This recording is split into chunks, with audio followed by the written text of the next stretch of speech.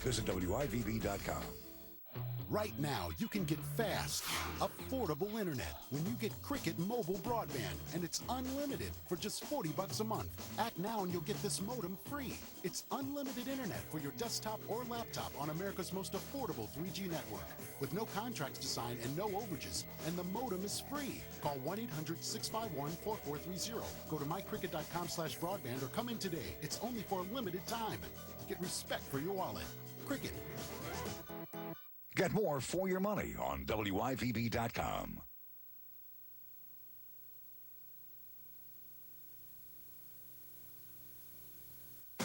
See Broadway shine at the Tony Awards live Sunday, June 13th, only CBS. 2010, the year of CBS Sports. The Vince Lombardi Trophy The Super Bowl is in the hands of the New Orleans Saints. The Final Four. Launches the shot. Oh, it almost went in. The Masters. That's a win for the family. CBS Sports, home of the big event. It began with a course and a vision, but it's the champions that have made the memories. As we celebrate the 35th year of the memorial, let's reflect on our champions. Their determination and courage are what make me so proud. Their desire to succeed has been evident with every stroke.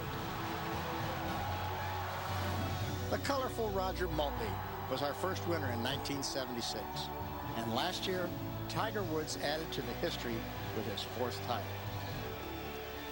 In between, our decorated list of champions have combined for 435 PGA Tour wins and 65 major titles. Pretty impressive. So settle in and watch some of the greatest players in the world compete in a tournament that is 35 years young. Welcome to the Memorial.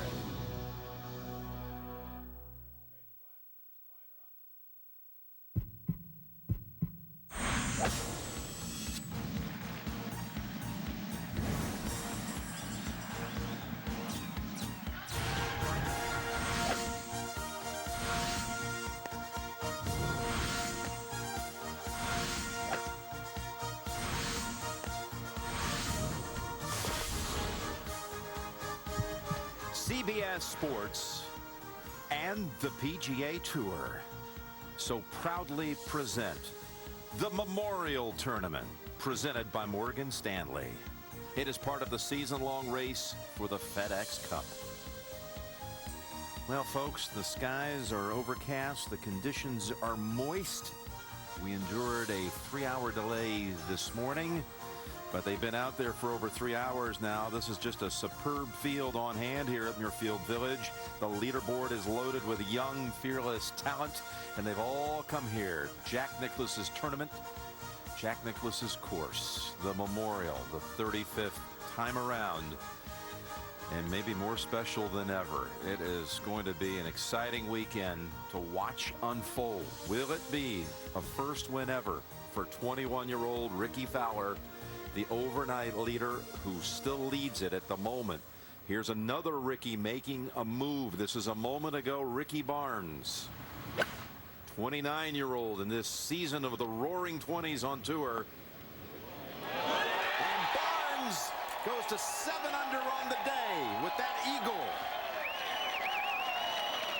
7 under on the day and 10 under for the tournament, and is now tied for second. And performing all of this wizardry in the company today of Tiger Woods. In his group, Woods is 1 over on the round and back at -2 for the event. So here is how they stand as we come on the air. Barnes holds it for eagle at the 11th. It's Ricky Fowler by 3 over Ricky Barnes. 22-year-old Jason Day, just a winner 2 years ago, or 2 weeks ago at the Nelson. Spencer Levine, Tim Petrovic, Justin Rose, they're all tied for second. Furyk, then on that first page, Brendan DeJong, Sean O'Hare, Steve Marino, Stuart Sink, Phil Mickelson, 1 under for the day, playing the par 5 7th. There's Sabatini and Jeff Overton, Matt Kuchar. Now we're going live to the 5th. Jim Nance, Nick Faldo, and the whole CBS gang, as we were from the beginning here at Muirfield Village. Justin Rose who missed a putt of about that length right there on the very first hole today for birdie, even on his round. So he's going to have that short one to pick one up, break out of that second place tie. There is Ricky Fowler, rounds of 66, 67. This is his 19th event as a pro. Got this putt for birdie. He's already been twice a runner-up. What a stellar 2 days has been for him, Nick. Oh, incredible 2 days, considering the fact his first time he ever saw Muirfield Village was 8 o'clock on Tuesday morning. So much for experience. This is going to be for Ricky 5 holes, 5 pars.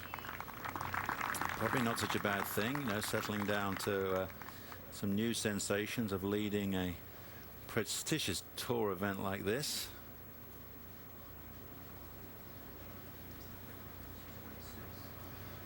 Again, I referenced the roaring 20s, Fowler, Barnes, Day, Levine, who's 26. This has been some stretch of golf and golf champions on the PGA Tour. Tim Petrovic has this for birdie. It's Rose, Petrovic, and Fowler in the final grouping of 3.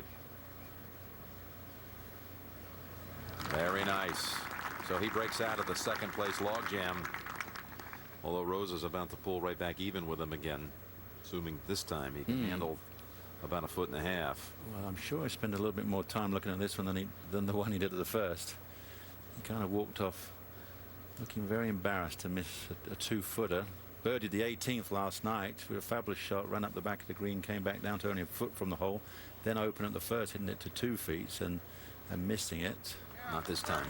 11 under, 1 under for the day. Rose and Petrovic make 4. Fowler a 5 as they trudge up the hill over to the difficult 6th. Tiger Woods was hole high and some thick rough in 2. Now as this for birdie, he just doubled the 10th after driving it out of bounds. Quite interesting, Jimmy. Hit it in the left-hand bunker twice, you know, rounds 1 and 2, and then Carl's gone way right to go OB, which is pretty tough to do here at Muirfield Village, really. Goes back to even for the day and 10 off the lead, held by Fowler. Petrovic and Rose share second. Ricky Barnes, that electrifying eagle as we come on the air.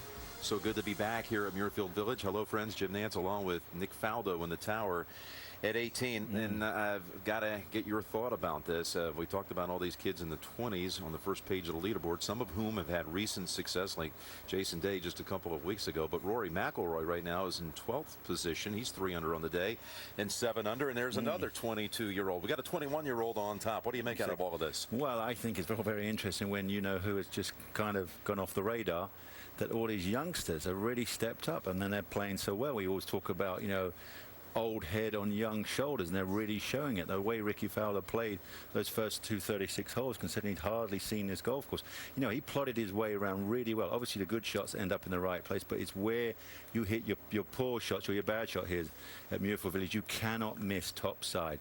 These greens are far too fast, they're far too severe, so you can't get up and down. So he plotted his way around. Any misses was in all the right places, which I thought was very impressive. Now let's talk about some of the stalwarts like Mickelson, who right now, like McIlroy, is at -7 and the tied for 12th. He's on a birdie hole, the 7th hole, you would figure. The par 5 there, and he again is in 12th position, and Tiger is all the way back and right now tied for 26th. And 10 off the lead. What about those two? And of course, #1 ranking could be on the line this week. Exactly. You know, we can deal with Tiger very quickly. You know, he's only hitting 50% of the fairways, and this time you know, he's in more severe positions. Sometimes he gets away with murder, but you know, Phil, I was quite surprised with yesterday. Played great. His first 9 got into it. Then the back 9 had about 3 bogeys in about 6 holes. He couldn't make it inside 10 feet. He was holding everything outside 50 feet though, but finished birdie, which put him back in. And so I kind of sense today he needs to just, obviously, this is definitely going to be Phil's moving day, because you know, if he can get some distance between him and Tiger, there's an opportunity. If Phil wins this week, Tiger finishes outside 4th, Phil will go to world #1. There would be a new #1. All right, Nick. Big time feel here, folks, and it's good to have you with us. There's Gary McCord, who was invited to play in the very first Memorial Tournament back in 1976. He's at 16. Ian Baker Finch at 17. David Faraday, Peter Costas reporting from the fairways here at Muirfield Village. We're on the tee right now at the 6th with Justin Rose. And doing everything right. You know, the swing looking very nice. Now working with Sean Foley. And just as I said that, no, that's fine. Anything on the damp fairways is good. This was earlier Petrovic. You see the 2 bunkers up the left, 1 down the right. You can really aim at the one on the right and just turn a little draw. It's pretty impressive to post a couple of birdies the first 2 rounds on the 6th hole. Especially day 1. Very difficult hole location day 1 in the middle of the green on top of a hog's back. That was Ricky Fowler. It's always a fast flash. Yes, a quick draw, isn't he? Second this year in Phoenix, second in an event late in the fall last year. His swing's a blur in blue today. So he's another one of these guys that's just, you know what, everybody's doing it. All these kids are winning. It's my turn. Maybe that's what he's been thinking this week. Let's go over to 12 now, and here's Barnes trying to back up the eagle at 11. He might be thinking making 1 here. This is a nice, easy hole location just on the front of the green. Oh, this is what's always interesting with Ricky, his balance. Well, I'll tell you what, he balanced it just right, because this is a wonderful shot. Yeah, if you just watch the body reaction, you think, oh, it's got to be a missed strike. He has to make, he have to make a big effort to hold his balance, though. He is 7 under on the round through 11 holes. The leader is all in blue. Ricky Fowler, the rookie, at 21, leads Jack's event. The Memorial Tournament, presented by Morgan Stanley, is sponsored by the Callaway Tour I-Series golf balls. Own the air. Verizon Wireless, America's largest 3G network. And by Morgan Stanley.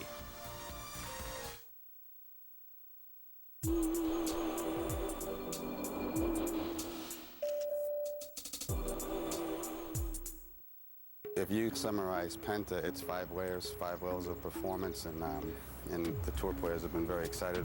Yeah, that's got a lot more check than my ball right now. That's amazing. This ball, we're thinking is getting me more spin around the greens, but you've given me that without taking anything away from the tee shot. The first thing I noticed off the tee was it was longer, and it doesn't compromise my control. Every other shot that I tested out here, I didn't feel like I was giving up anything. I mean, the ball performed all the way through.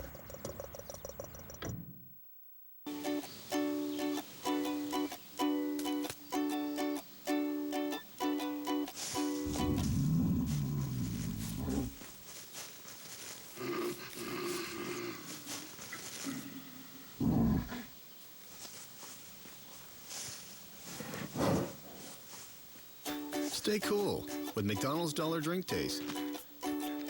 Any soft drink, any size, just $1 all summer.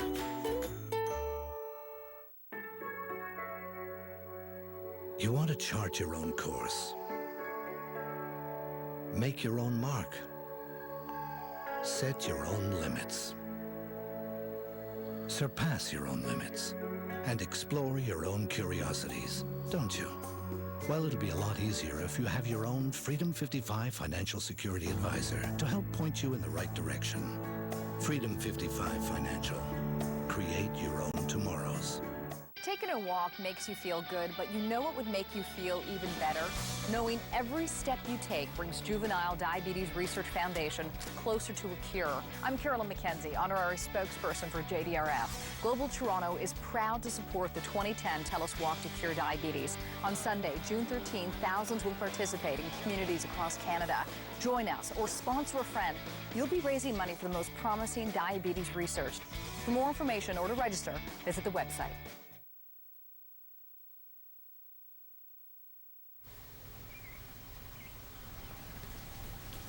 Phil Mickelson on this par 5, 563 yards. See that whole location tucked over there behind that right bunker. A couple of the guys have been getting to this green in 2 today. Nice couple of spin off that one. It's going to have a nice look there at about 6-7 feet for his birdie. Phil Mickelson, 1 under par for the day, 7 under, 6 shots back of Ricky Fowler. And now let's go forward to 12. All right, Ricky Barnes is on some kind of roll right now.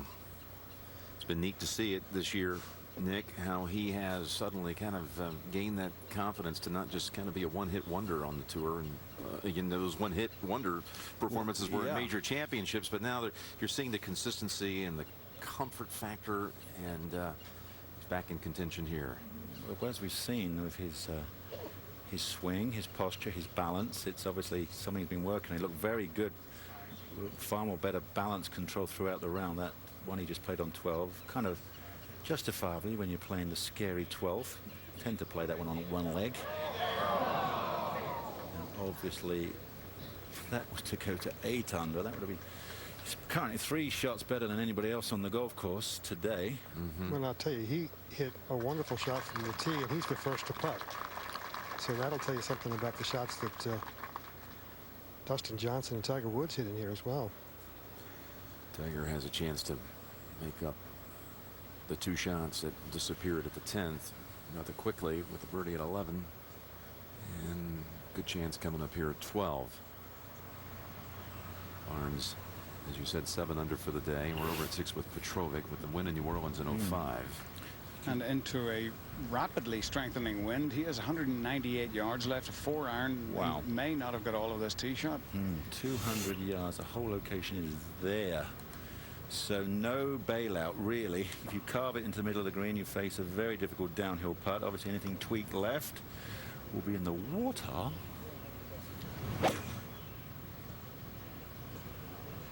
If you work a little, and that will probably hang up. That's safe, but racy quick down the hill. Peter Costas, would you mind taking a look at the Tim Petrovic golf swing and giving us your one-of-a-kind examination? Well, his swing is built on rhythm, but we're going to use the Konica Minolta BizHub Swing Vision camera to take a look at the positions now. Starts with the club well outside of the golf ball, takes it back and opens the blade quite a bit as he moves off the golf ball. And the big thing to note is how little hip turn he has going back, but gets the club set with a reasonable shoulder turn, wonderfully square club head position at the top. And then now as he comes into the golf ball, rather than a hard drive of the legs and a big harsh clearing of the hips, he just lets the hands and arms swing past his body. Not a very powerful golf swing, but a very, very controlled one and a very consistent one. Okay, we're over at 12 and Woods for birdie. Just got to fancy this one. Back to back. Yeah, just crossed off the double bogey, made up the 10th. Over at 6, Rose. 184 yards, 6-iron. Played a beautiful 6-iron last night up the 18th to a foot. And that's all very safe, but we've seen that putt earlier on. It's a massive hooking putt. Tough to read, tough to keep it high enough. Check my divot line. Blue today, orange tomorrow. And Ricky Fowler also with 6-iron, but just 170 yards. Big tee shot. Quick rhythm. Good looking swing. Staring at it like he loves it. Yeah, I would. I'd take that one. Well, when Jack Nicklaus was 21, he was still an amateur, and he played in 6 tournaments, made the cut in all 6, including a 7th place finish at Augusta, 4th at Oakland Hills, 4th at Milwaukee. Pretty neat to watch a 21-year-old leading your golf tournament. Good to be with you, Jack. Yeah, it brings me back to a few memories, Jim. I think watching Ricky play he's a young kid. He's got an exciting golf game. He's had a great collegiate career, and delighted to have him here. And I think it's nice to see the young guys play well. It's been a really fascinating stretch here recently in golf with these like McIlroys, Jason Day, and they're 21, 22-year-olds. It's fantastic. We need some new blood in the game, and I think it's great to see these young kids play well. Things have changed on the golf course, Jack, though, this week. We've been talking earlier on at, the equipment, how far the golf ball's going, and I believe you've got a couple of changes up your sleeve ready for next year. Well, we've got a few things happening, Nick. I mean, the golf course right now is what it is this year. I've always felt like that the 16th hole was a little weak, and so I'm going to strengthen that up next year. We can talk about that a little later. Well, Jack, we were pleased back in, well, you talked about in the opening, this being the 35th Memorial Tournament. Frank Chirkinian and the whole group came in here at CBS from day one. We love being here, part of your tournament, and we hope you'll sit back and watch some of it with us up Well, here in the tower today. That's why I came up here to do. I can't get any golf out there. I want to come up here and see what's going on. Well, it's good to be sharing it with you once again. We expect this is going to be a fun weekend to watch unfold. Let's go out to the play at the 7th. Gary McCord is there. Well, let's see if he can do this the hard way with a 140-yard wedge in here and a birdie putt. That's on a good track right there. Phil Mickelson, here we come. We threw in that one bogey, but to offset it with 3 circles, those are birdies. He is 8 under, only 5 back. Now, this was yesterday in the second round. This from 65 feet, 7 inches. You could write a short book by the time it takes to go in the hole. And Phil went birdie, birdie, eagle, and looked like he was on his way, and then started fumbling and stumbling. Backed it up with 3 bogeys, and then at the end, birdied 17, 18. So it was a fun-filled day for Phil yesterday. You know, how do you figure all that, too? The way that unfolds, like after that, you'd birdie 17 and 18, Gary.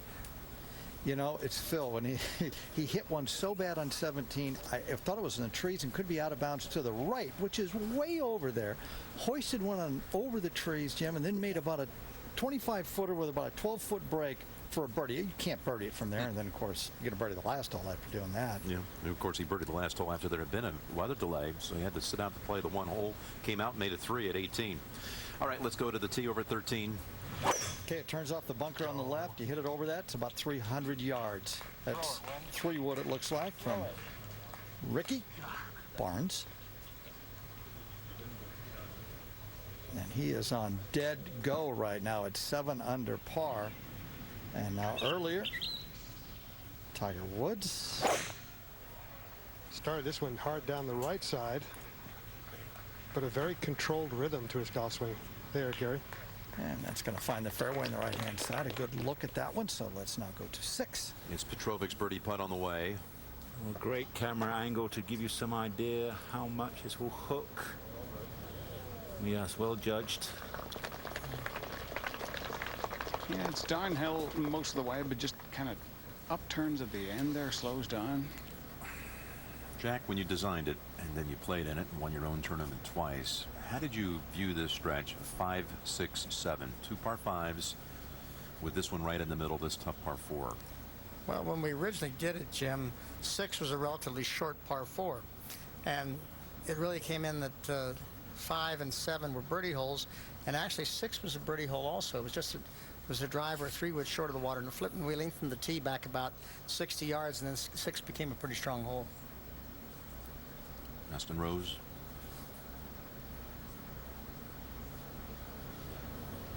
And of course, we expanded the 6th green too, Jim. The sixth green was not behind the water on the left to start with. It was just over to the right of the water. And you used to have a large tree on that front right corner, wasn't there, moons ago? Yeah, we had a couple Yeah. of them, actually. Yeah. We had one that was huge when we started. It was big cottonwood, and you couldn't put it in the right side of the fairway without having to hit it over it around it. And then there was an oak tree after that one died that was there on that little peninsula coming into the green, and that one I finally took out because the members just got murdered by it. It was just got too big and they couldn't play the hole. So I said that didn't make any sense. So I think the hole's much better now. You know, I was talking about your record when we came on with you, Jack, at the age of 21, how well you did, including 2 majors.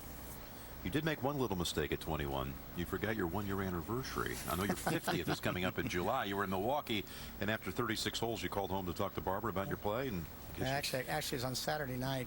It's after the 3rd round, Jim, and I was in contention to win the golf tournament. I was all excited about that, and I called home, talked to Barbara, and I talked to her for about 45 minutes. We talked about all my golf and all the things I did and all the things that went on that day, and she never hardly said a word the whole conversation.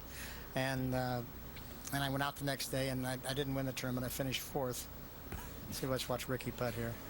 Yeah, but Jim, that was no mistake. You should hear him talk about the honeymoon. Anyway, I got back home the next night, and she said, and I was sort of excited about finishing 4th, even though I didn't win. As we are as golfers. And she said, and you know, there was kind of a cool reception. Yeah, I guess. And I couldn't figure out what it was. And she said, do you know what yesterday was? Yeah, it was the day I shot a pretty good round. Why? What do you mean? She says, what was the date? And I went, July 23rd. That's when you come home and you say, is my dinner hot? And she says, only if the dustbin's on fire. Anyway, it cost me a very expensive coat. Oh, it did, huh? Yeah, that's all right. You never made that mistake again. No, actually I did. Oh, you did? Well, out of 50, you got to have a couple in there. All right, Rose makes his par over at 6. Yes, indeed. Just a little more than a month away. Big golden anniversary coming up on July 23rd. Yeah, that's us leaving the church. And went on their honeymoon and headed east toward Pennsylvania. Stopped off in Hershey, played golf. In New York, you played in Mamaroneck, you played at Winged Foot. And in Pine Valley.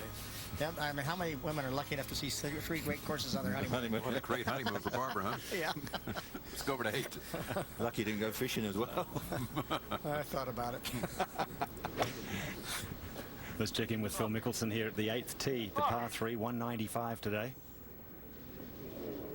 And that was a 7-iron down the hill there for Phil. Hits his irons further than anybody else on tour as we head back on over to 6. And Ricky Fowler with a 6th straight par. Petrovic also made his par there. So all 4s posted in the final group. Over to 13. Tiger now has 186 left from his tee shot. That's a high, hard 8-iron. Downwind. Well, it better be hard, huh? 186, Peter? Yeah, well, ball got there just about. How about Dustin Johnson? He's got 129 left. Well, let's go to 9. This is Kenny Perry, 3 times a winner here, but in trouble at the 9th. This is a long putt for par. Well, it's just fractionally off. That's why the flag stick is still in. Has he done the impossible? Oh, chalk me up a 4. Oh, you'll take that. That saved him definitely 1, maybe 2.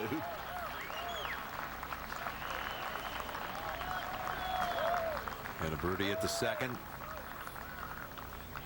And first 9:35. Over to 15, Brett Wetterick, who has Ohio ties down Cincinnati way.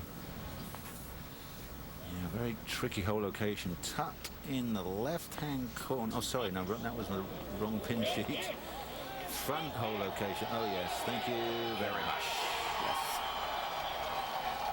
He must have heard the roar over there with Ricky Barnes. I can do that too. Brett Wetterick. He's on the other side of the golf course. Split tees today. Groups of 3 going for that magnificent Memorial Trophy here in Muirfield Village. They're out on bail, but not out of sight. The Bail Compliance Unit, keeping an eye on some of society's most dangerous offenders. 16 by 9, tonight at 7 on Global.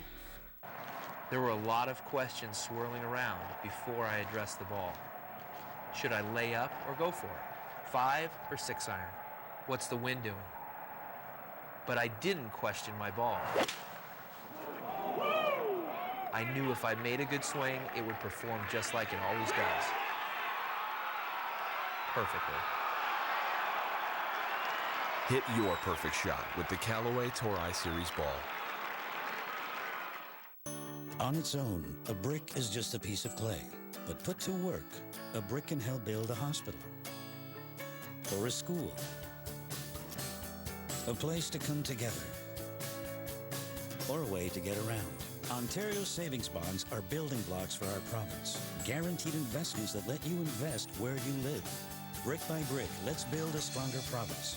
Buy Ontario savings bonds where you bank from June 1st to 21st. Dad! Hey, sweetheart. Good to meet you, Tim. Likewise, sir. Beautiful new BMW. Beautiful, yes, but not new. Son, I know a new car when I see one. Yeah, but it's pre-owned. Right. And you'll get the master suite tonight, Tim. Looks like new, performs like new. And with a protection plan for up to 6 years or 160,000 kilometers, it's hard to believe it's pre-owned. And now, great value with financing rates starting at just 0.9%.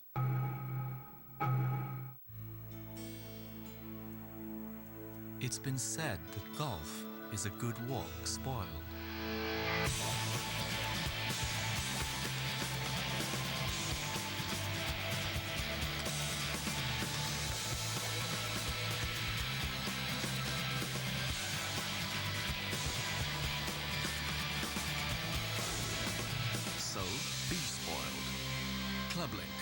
One membership, more golf.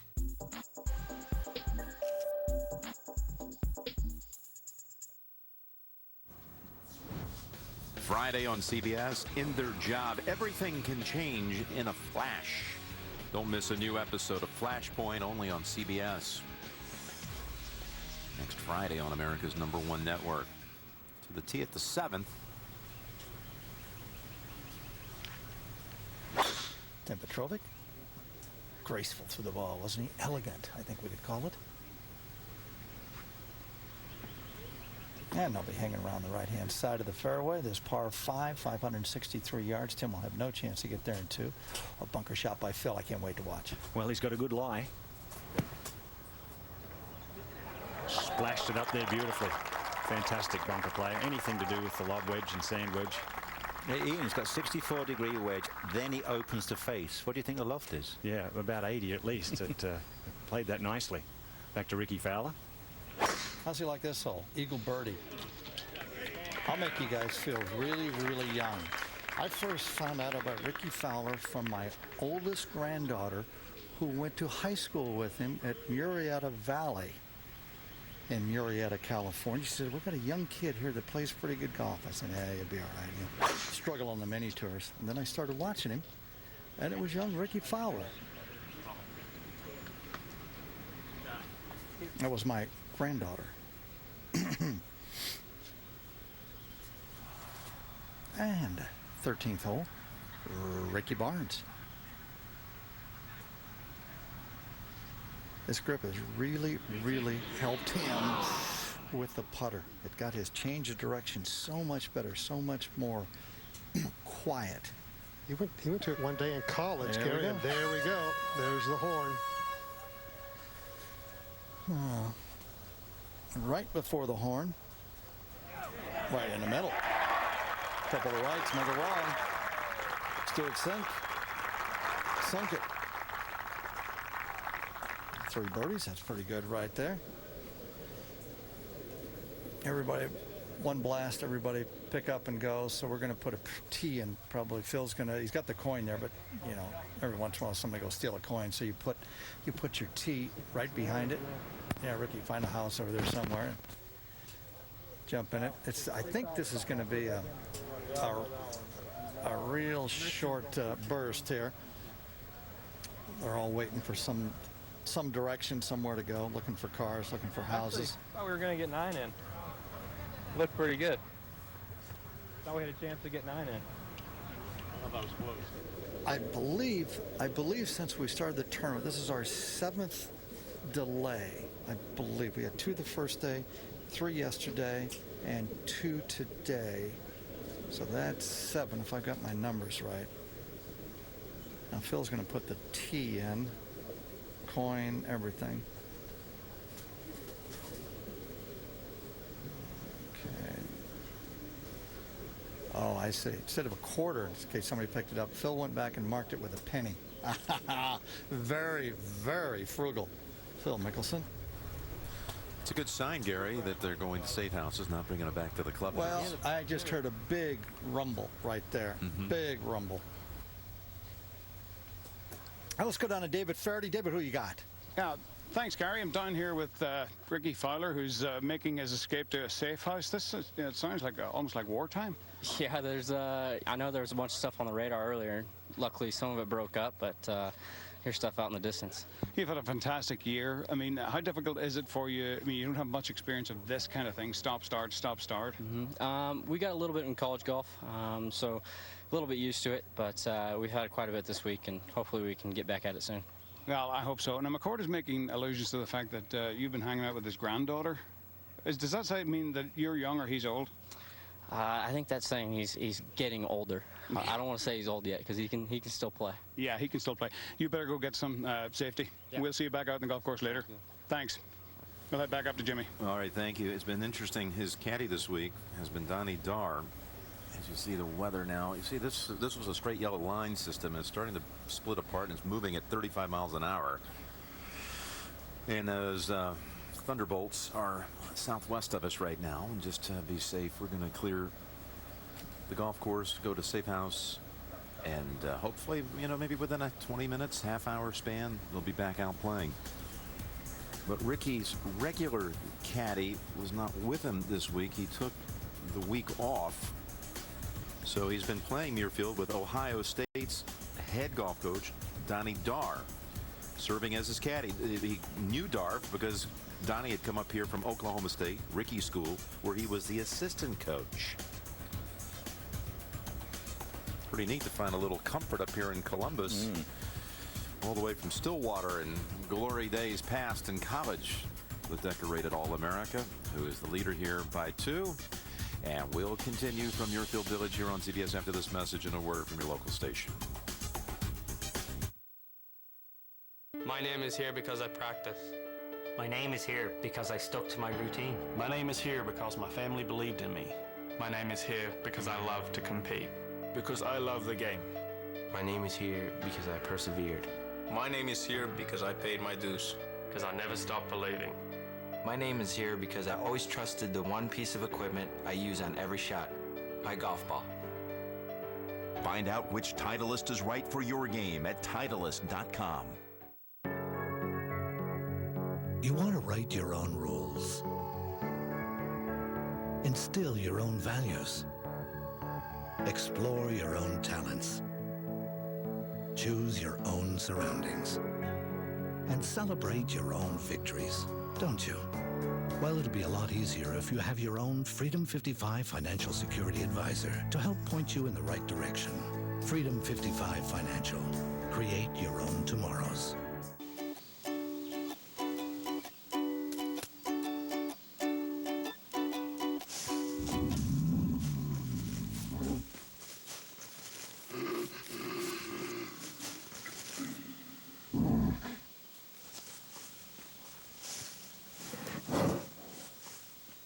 Stay cool with McDonald's Dollar Drink Days. Any soft drink, any size, just $1 all summer.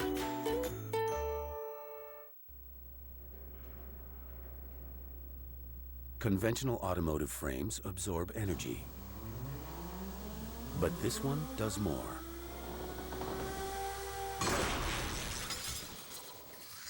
It collapses in some areas while staying rigid in others to help redirect energy around the cabin and away from you. The ACE body structure in the Acura MDX. The most innovative thinking you'll find in an Acura. I'm in pain every day.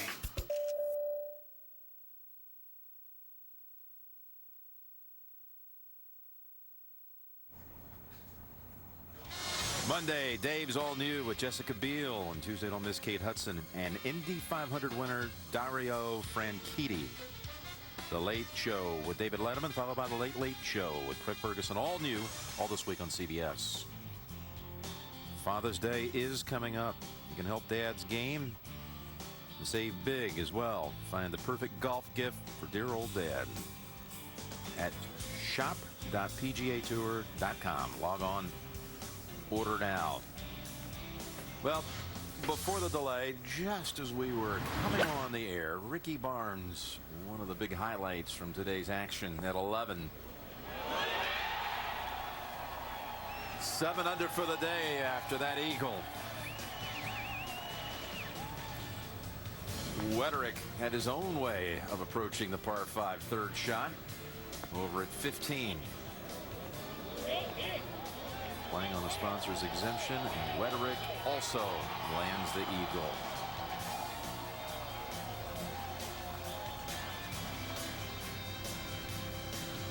And this is what he did with this souvenir.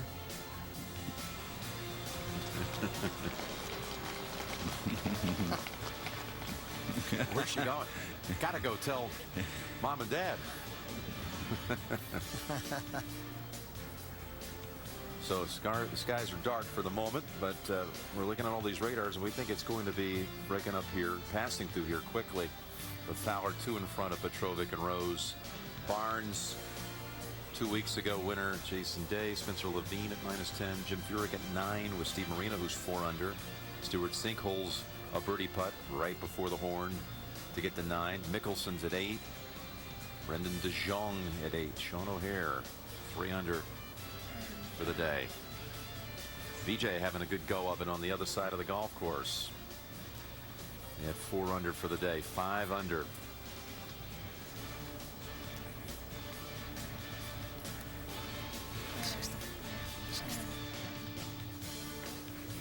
On Tuesday, Commissioner Tim Fincham made a special announcement here at Muirfield with Jack Nicklaus by his side. We are announcing today that we will play the 2013 President's Cup here at Muirfield Village Golf Club. When you fast forward 45 or 50 years and look back on the history of the President's Cup, you will be able to point to Jack's involvement early on as a real impetus to bringing it to the world-class attention that it gets today. It's a great privilege to be part of the President's Cup as captain on 4 occasions, and because really the whole thing is all about goodwill. It's all about sportsmanship, all about bringing the golfing world together. The President's Cup will be something very, very special. We think it will be,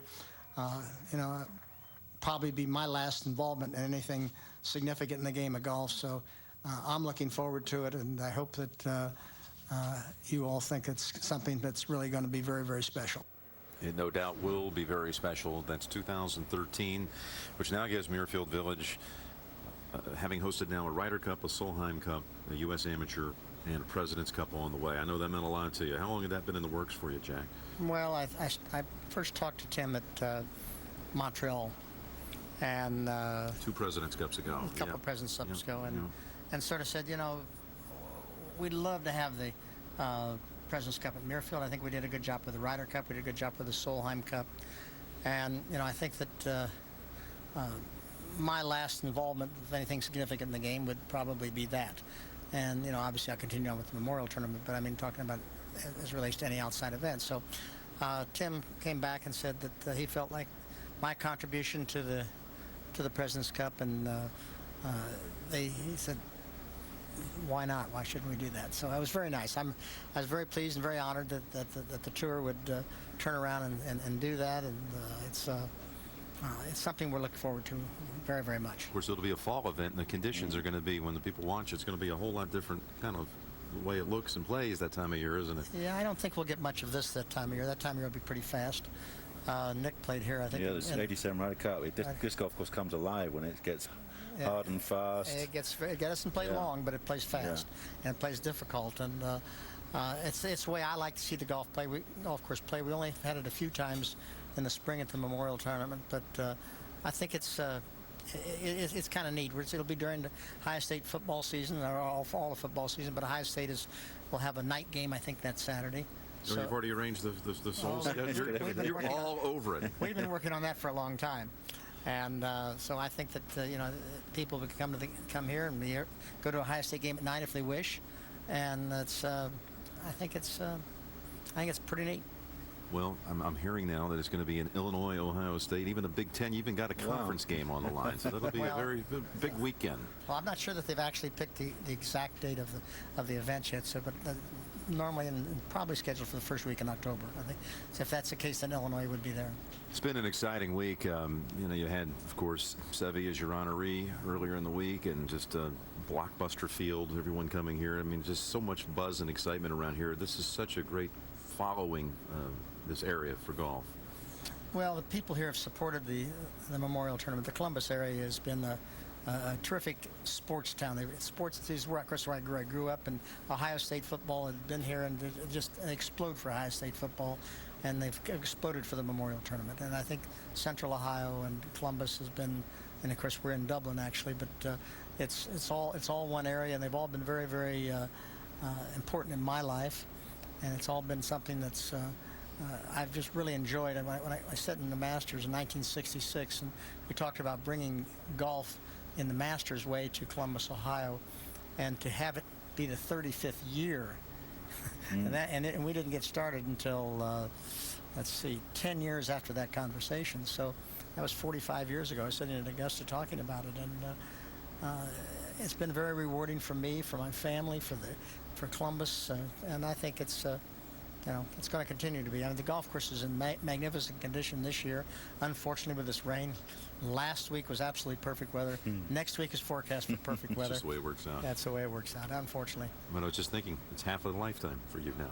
The 35 memorials. Oh, boy. Isn't that something, how fast it goes? Yeah? Yes, it does. We'll continue our chat with Jack as the weather delay continues. We expect about another half hour of it here at the Memorial. You don't stop for the weekend, and neither do we. Because news doesn't take the weekend off. Carolyn McKenzie, Global News, weekends at 6 and 11. Cleveland Golf has been a leader in wedges for over 25 years. With more than 300 PGA Tour wins, 25 majors, and over 7 million wedges sold. All of this success has led to the best performing wedge we've ever produced, the CG15. Our laser milled technology creates a breakthrough in surface roughness that maximizes spin within the rules of golf. CG15, the ultimate wedge.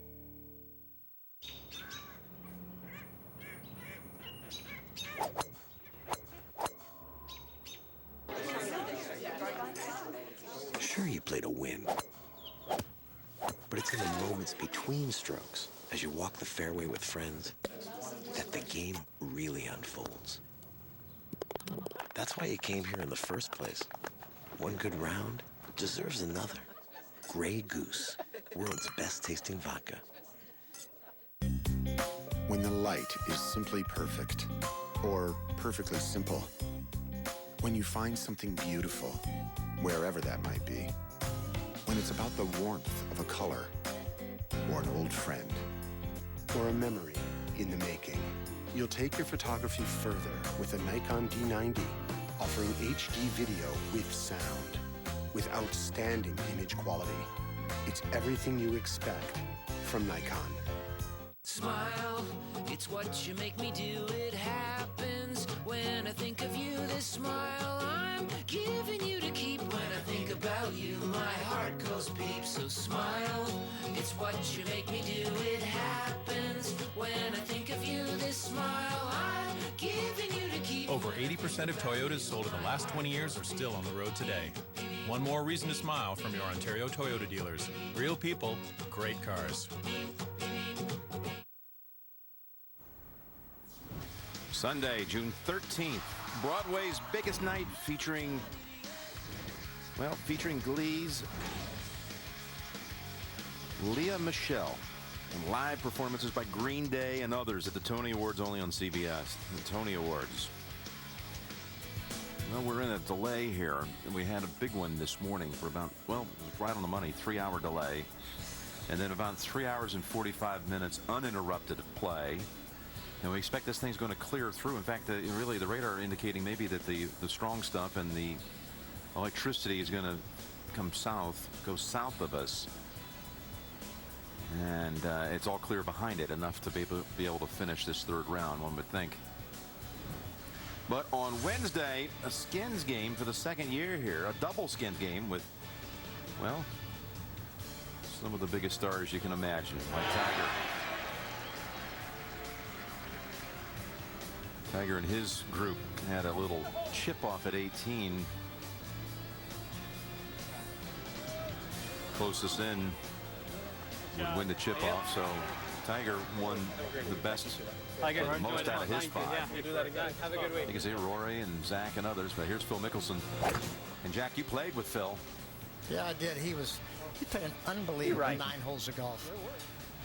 I think he shot, I don't know, 30. Shot 30. This was at 15. That was 15, and that was, he had a 2-iron from 255 right there. I mean, that's uphill. That's a long way to hit a 2-iron. He got a new putting stroke as well. I'm not too sure if that's Stockton. Well, I do believe that he could have 2-putted from there and won. That's why. Okay. Now watch this one, folks. This is 16 with his 64-degree, and it's ching ching. Thank you very much. All smiles, laughs. God dear. He was just going for the clean sweep, wasn't he, Jack? Yeah, he was, and he did. And he knocked it in at 18. He had a 4-iron off the tee at 18. And I'm not what he played. He must have played about an 8-iron into the green. But I mean, he's hitting it so far. It was unbelievable. I mean, he drove over the bunker at 10 like it wasn't even there. He drove it over the bunker 13 like it wasn't even there, and he drove it over all the bunkers at 17 like they weren't even there. That's what I was getting to earlier on. I mean, at 16, the par 3, down the hill, Phil goes with a 9-iron, Big Ernie goes with a 7, and you tickled a 5 in there. Yeah, and I didn't get there either. A good tickle there. We talked about this. You know, we talked earlier on in the week if there's going to be any tweaking here, and you know, your design philosophy now. This golf ball is going 50 yards further than back from your day. Well, you know, we are going to make one little change in the golf course, and you're on the 16th hole. And since we've got time to talk about it now, I think it's. I've always felt like 14 was a good, exciting hole. It's a short par 4. I love short par 4s. And 15 is a short par 5, so you have opportunity for birdie or eagle. So you've got a lot of excitement there. 16, to me, was a good way to get to 17T. And 17 and 18 are both strong holes. I mean, there's nothing wrong with the 16th hole, but I just didn't think there's enough excitement in it. And I've always enjoyed the excitement of the 16th at Augusta. I always thought that was a great gallery spot. So we have a water course that comes through there that's piped presently. So I thought, let's open that water course up. And so we're going to open the water course up and put a lake to the left of the green. We're going to actually move the green to the right, the tee a little left, and shorten the hole a little bit. And oddly enough, I mean, it's not by intention, but by the way the land lies, it's going to sit similar to the 16th at Augusta. See it. There won't be any bunkers on the left side of the green, but I have a bunker on the right and a couple of bunkers on the right, and nice. But the gallery situation will continue back around to the right. We'll drop the green a little bit, so the gallery situation there now will expand all behind the left side of the green across the lake, and behind the green behind the lake, and then around the right side back.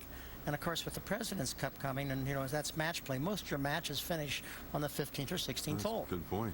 And so it's going to be an exciting place, not only for every Memorial Tournament, but also when the President's Cup gets here.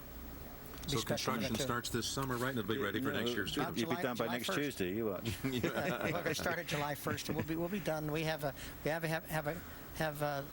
Buckeye Intercollegiate. I'm not sure if that's the exact name, or the Muirfield Invitational, one of the two. Collegiate tournament here this fall, and we're trying to get it done for that. That's great. That's exciting. How long will it play? It's about 212 now, probably about 200. Okay, there you go. Something to look forward to for next year's Memorial Tournament. And the Memorial Tournament on CBS will continue. We're in a little weather delay that we expect to end soon.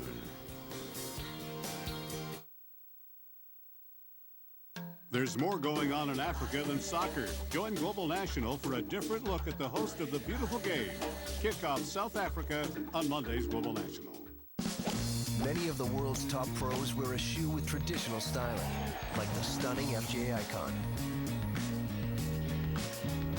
Others prefer a shoe with crossover styling, like one of the FJ Synergies with the latest technology innovations. And since nearly 2 out of 3 PGA Tour pros wear FootJoy shoes, having the choice between FJ Icon and Synergy makes everyone a winner.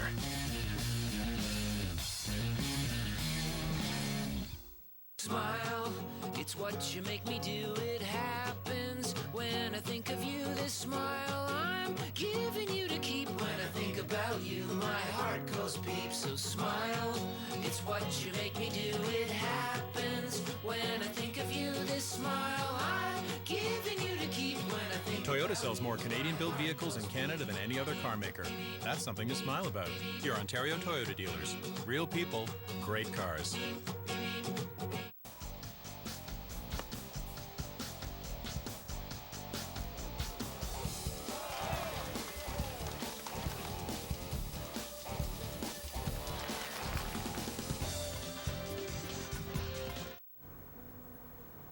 Well, today, I tell you, has been a day for so many of us who were lucky enough to have ever met John Wooden. It's been a day of celebration, celebrating a wonderful man. He lived to be 99 years old, would have been 100 this October the 14th. And last night I was up at the Pavilion, Jack, and I had a chance to raise a glass. I knew that Coach Wooden was down to his last days, maybe even hours. As it turns out, it was within an hour.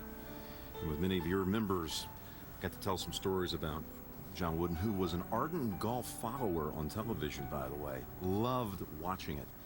He played in his early years, and he did something in golf that I don't know many people could ever say they did this. As a player, he made a hole-in-one and a double eagle in the same round.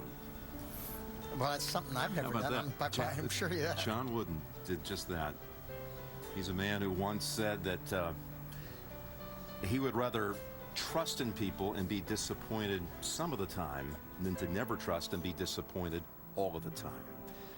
Dick Enberg was the UCLA broadcaster. Our colleague looks back at his remarkable life, John Wooden. John Wooden was more teacher than basketball coach.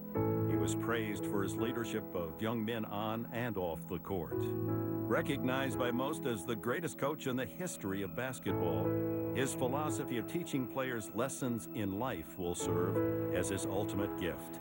His message, simple: success is striving to be the very best you can be. It's what you learn after you know it all that counts. Hoosier born, Wooden naturally gravitated to the game of basketball. His Martinsville high school team won the Indiana State Championship.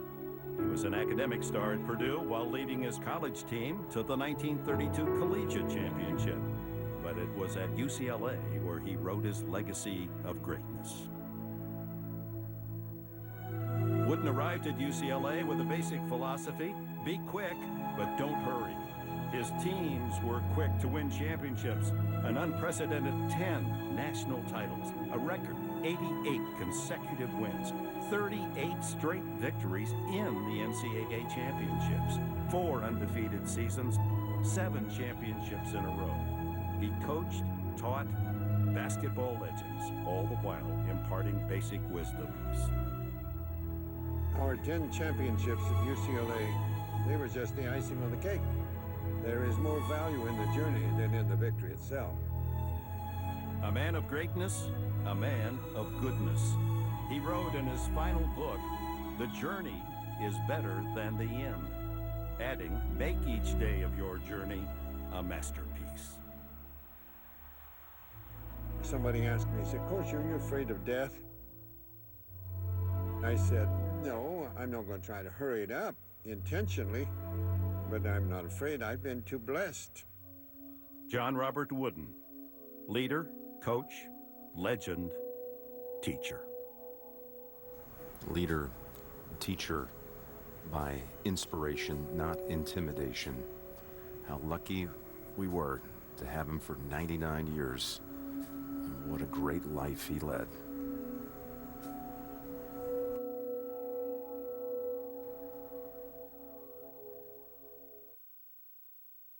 We have broken another distance barrier. We shattered it with lighter components, longer shafts, faster club head speeds. We demolished it with total adjustability, a 460cc head, optimizing ball flights. The 2010 Burner Superfast and 2010 R9 Super Tri. Where will your distance come from?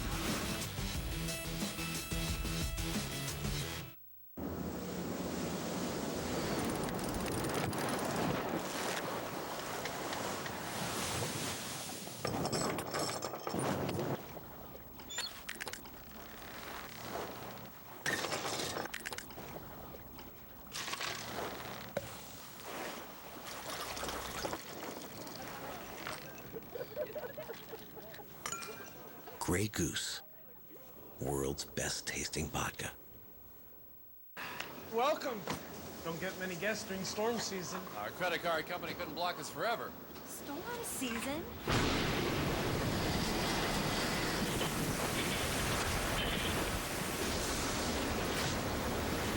Hey, this doesn't look so bad, huh? Wow, romantic.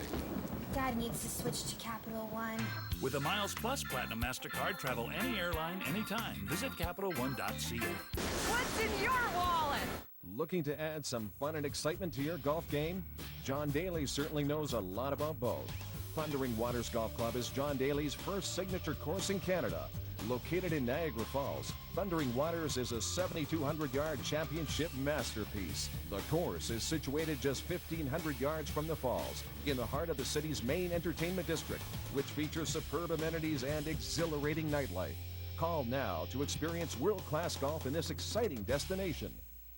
Next week on ET Canada, all new interviews with Bradley Cooper, Jessica Biel, Liam Neeson, Selma Hayek, and Michael Keaton. next week on ET Canada. Tuesday, get in on the action, the mystery, and the fun of TV's #1 drama. Mark Harmon stars in it. NCIS. Tuesdays only. CBS. Again, we're in a weather delay here that's approaching about 1/2 hour. Ricky Fowler has made all pars so far today. Peter Costas is very familiar with Ricky Fowler's golf swing. He took a look at this phenomenal young talent. Ricky Fowler's unique golf swing is the result of a unique setup position. He's bent over the ball quite a bit with very low hands. The result of that setup position is a unique golf swing. Let's use the Konica Minolta BizHub Swing Vision camera to show you what I mean. He takes the club away, right hand riding on top, and at the halfway back point, the club head is well outside of the hands. He continues the rotation going back and eventually gets the shaft around his body, but the left arm plane is very, very low. From this position, it requires a lot of rotation to start the downswing. And when he starts to clear the hips, look at how much he drops the club and the elbow of the right arm down to the inside. You really have a tremendous amount of torque on your spine at this point, and you must keep rotating the midsection in order to get the club released past your body. If you want to swing like Ricky Fowler, you better be strong and flexible, and oh, by the way, 21 years old. Boy, fascinating look at that move by Ricky Fowler. You know, you didn't have that kind of technology when you were first starting out to be able to go into the super slow-mo in a high definition and be able to examine a golf swing like that? No, and I'm glad we didn't. You know, if we'd have had that, I think we'd all gone crazy. I mean, everybody kept talking to me about my flying elbow. You know, flying elbow. I never believed I had a flying elbow. I had support of the golf swing within a triangle, and you know. But in those days, a lot of people taught keeping the right elbow right tucked into your side. We put a handkerchief under there. Well, you can't play from there. You get outside, and then you get off balance, then you come back off balance the other way. But that's what they taught. Now, Ricky's golf swing, I mean, if you try to repeat that golf swing, I mean, that's a very, very difficult position to get into. You can't do that. Sometimes golf professionals are not a good example, because these guys are out hitting golf balls every single day. They're so talented, great pair of hands. To drop the club on that angle, you see what his body was doing. Let's have another actual look going back. You see this taking this outside. That's basically going back shut, isn't it, Jack? And then he goes back shut. Yep. And then he basically lays the club off. Watch his left wrist. Yep. Look at his left wrist, how it flattens over. And this coming down. Then he drops it so far inside, Nick. Now, you know, I disagree with Peter here that he continues to turn his body. He stops his body. Stops there. Look, the legs and everything have stopped. He throws the right arm at it. So that's an awful lot of good timing. So that's right. It's a little bit like Garcia. When he's on a good day, he's fine. If it gets a little bit cold and you can't use your hands quite that well, you know, you'd lose your timing. So, but this week, for him to try and win your tournament, you've thrown everything at him. So if he can survive this test, Jack, it's pretty impressive, don't you think? I mean, it's pretty impressive. But I'll tell you one thing. If you looked at the last foot or so of coming into the ball, it's a pretty darn good position. Yeah. I mean, if you took the same thing of Jim Furyk's swing, you take a lot of times of Tiger's swing, you take a lot of everybody's swing, and they may go a lot of different directions, but right through the ball, most of them are pretty much the same. In fact, we're going to have a look at Jack's swing, and guess what? It's not on Swing Vision. I think it's on video. Was it on video then? Was it be on 8mm or something like that? Be on 8mm. Oh, I recognize that spot. This is the 18th tee. And I took it back a shade shut myself. There's the flying right elbow, which we'd all copy. That's perfect. Slam it down. Look, clear the right hip. Get through. Which round was that, Jack? Was that day 3? Nick, I'm not sure what day that was. I thought you wore your yellow sweater on day 4, didn't you? I'm not sure, but whatever it was, I hit it pretty solid. Hit it on the green, probably. 3 went on the green at the 18th, you know, at St Andrews. I just hope Ricky Fowler wasn't watching during a rain delay. That's all He's done. He's finished. Ricky, you're looking good, Ricky. You're playing well. Especially in blue. They're out on bail, but not out of sight. The Bail Compliance Unit, keeping an eye on some of society's most dangerous offenders. 16 by 9, tonight at 7 on Global. Powered by the winningest driver on tour. Callaway has more PGA wins this year than TaylorMade, Ping, Nike, Cobra, and Titleist. You can only be number one on tour if you win on tour.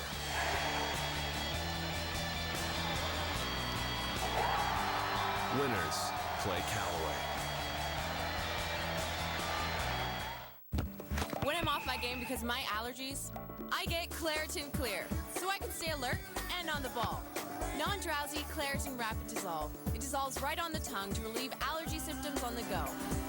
Live Claritin Clear today. Nikon introduces their most impressive Cool Pix lineup yet. Cool colors complement great styles and easy-to-use features. There's incredible zooms, and even one with a versatile, adjustable screen. Imagine switching to beautiful HD video with just a push of a button. Or using fingertip control to capture, view, and retouch pictures. Add a little Nikon to your life. I know what you're thinking. Looks hearty. That's because it is. After all, it's called the Big Breakfast. And the middle name? Huh, like there's room for that. And it's out of the park this weekend at the Brick. Get 20% off. You heard right. 20% off the ticket price on furniture and mattresses. Save up to 20% on major appliances and get up to 4 times the GST on electronics. And you won't pay till the end of next season. That's 15 months away. Get this bonded leather sofa, love seat, and chair, all 3 pieces only $9.99. Or the 7-inning stretch 7-piece bedroom, only $9.99. This weekend at the Brick. How about this? Coming this fall. You remember the theme song. Hawaii Five-0 returns to CBS, the most anticipated drama of the season. And it's going to be on Mondays this fall. Only CBS, Hawaii Five-0. Steve McGarrett, all coming back. New cast, but same characters. CBSSports.com is the place you need to go for all your sports news, your fantasy leagues, following the PGA Tour. It's all there at CBSSports.com. Well, one of the things that really sets this tournament apart, and there are many things, but there's a ceremony every year early in the week to honor the legends of the game, to put them into the Hall of Fame, if you will, here at Memorial. This year, the honoree, Seve Ballesteros, the ceremony Tuesday. There has always been a magnetism with Seve Ballesteros. A wonderful mix of skill, determination, and flamboyance that together captivated golf audiences around the world and captured 5 major titles. He lifted European golf on his shoulders and rejuvenated the Ryder Cup. And Tuesday, he was the Memorial honoree. There are few people in life that reach such celebrity status that they're recognized by one name. But our honoree has that status. He also lends himself to one-word descriptions: charismatic, flair, inspirational, imagination, creative, exciting, enthusiasm, emotional, passionate, and a word, that's Seve. Doctors recommended that Seve not travel this far, but he did send along this message. I am very grateful for this honor to all the captains and all the members. And they select me to be the guest of honor at the memorial. Thank you very much to everyone. Thank you. Seve Ballesteros, 20 months into his recovery, brain cancer. And what a wonderful thing to honor Seve. What a career. What charisma. You said it so well on Tuesday, and I know how much he wanted to be here, but doctors just didn't recommend that he could travel that far at altitude, so Well, the Jim, flight's just too far. I talked to him about a week before the tournament, and we were hoping that he could come. And he said, and I said, well, how you doing, Seve? He says, well, I'm going to the golf course right now. I'm working on my golf game. And I said, well, that's great. I says, what? He says, well, the doctor will not let me fly at high altitude for long times. He says, I'm hoping to be able to get to the British Open and play there. They're honoring Seve at the British Open this year. And so anyway, I was in Spain then a couple days later and talking with sports writers in Spain. I said, how is he really getting along? And they said, he's doing great. He's all said he's upbeat. He says he seems to be getting along well. He's healthy. He's out hitting balls. So, we're all hoping that Seve is recovering. I mean, it's a very difficult thing to recover from, and we certainly hope that and wish him well. Your careers, they did overlap, and what are some of the memories you have playing with Seve and you watching his emergence? Like we're watching some young kids today that, are setting the world on fire here in this 2010 season. Well, the first time I even heard of Seve was in 1976, I believe it was, at Birkdale. And he finished second to Johnny Miller, and I tied Seve for second in that tournament. He was an unknown to me then, but he wasn't an unknown after that. Of course, when he got up and down out of the parking lot at Lytham, I think in '79, and I saw him play one irons out of greenside bunkers practicing at the TPC. I'm watching this. I said, "What are you doing?" He says, "Oh, I'm just practicing shots that I'm having fun with." He liked to have fun and creative things. He was very imaginative about all kinds of shots that he could play. He was great at that. And then, of course, even to the last Masters that I won in '86, Seve he had that tournament really under control. And I remember when I was on the 17th tee, Seve hit his second shot at 15 and it went in the water. And I heard cheers and a groan, and I knew exactly what happened. I mean, obviously the cheers were people that were rooting for me, but I hate those kind of sounds because that something bad happened. And I remember talking to Seve earlier in the week. And I said, how are you? He said, I haven't played very much golf. He says, I'm not real sharp. And he says, usually when you're not sharp, you find a real difficult shot and you don't really finish it. Exactly. And you go back and look at that swing. He quit on that 4-iron shot. And barely even got it in the water. Yeah. And it was a shame, but of course, obviously, it was the greatest moment of my career. And Seve was. He was a great player. And then he came here in the Ryder Cup in '87. And Nick, you played on the team, and of course, Tony captained it. He was the inspirational leader, and it's the first time the Europeans have won on American soil. And I have the privilege to be the first American captain to ever lose on American soil. That's a nice one. It's funny you would bring that up, Jack. The Lance Barrow and company. Wow. At the ready. Here is Seve at Muirfield Village in that Ryder Cup. That was in the 17th green to beat Curtis Strange, I believe. No, there was the match. On the 17th. Who do you look to hug?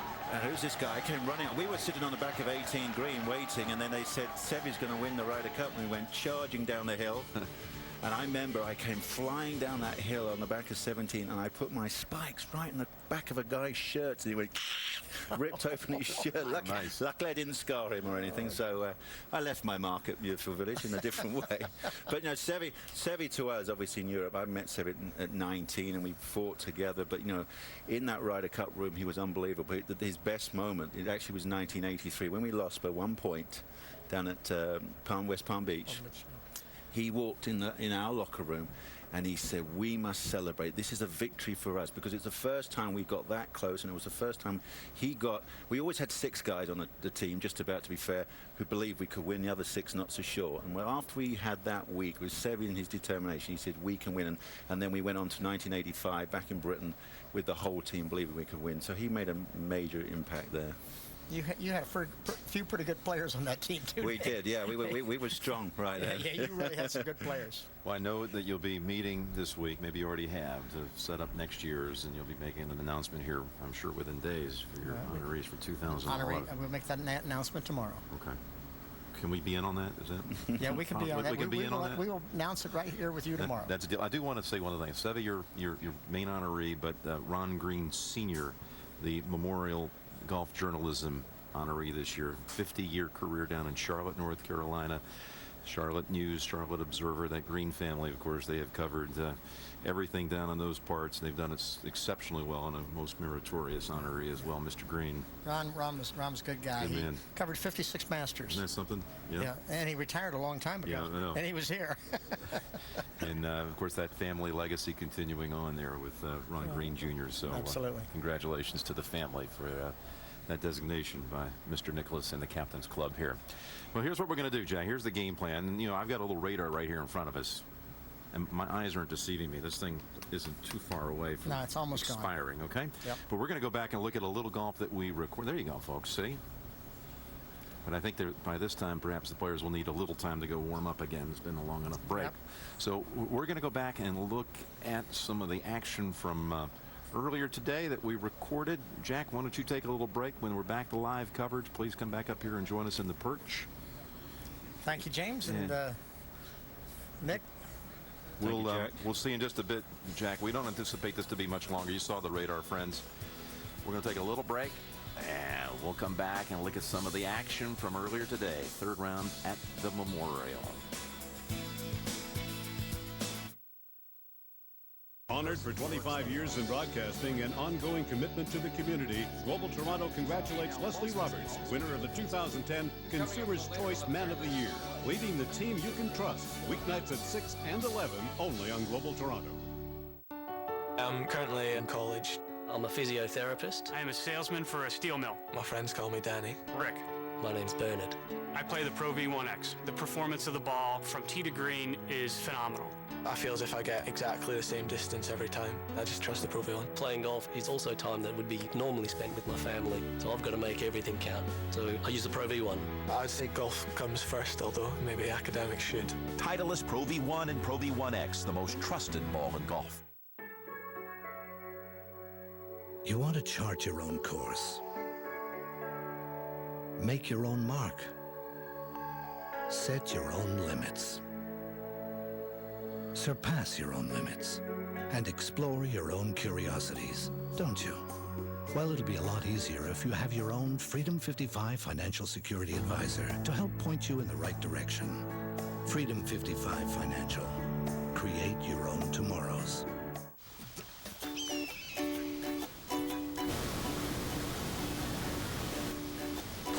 Stay cool with a cool soft drink from McDonald's. Any soft drink, any size, just $1 all summer. The Nikon D5000 and its D-Movie mode lets you capture stunning digital images and HD videos. Look around. Life is beautiful. Everything you've just seen was shot with the Nikon D5000.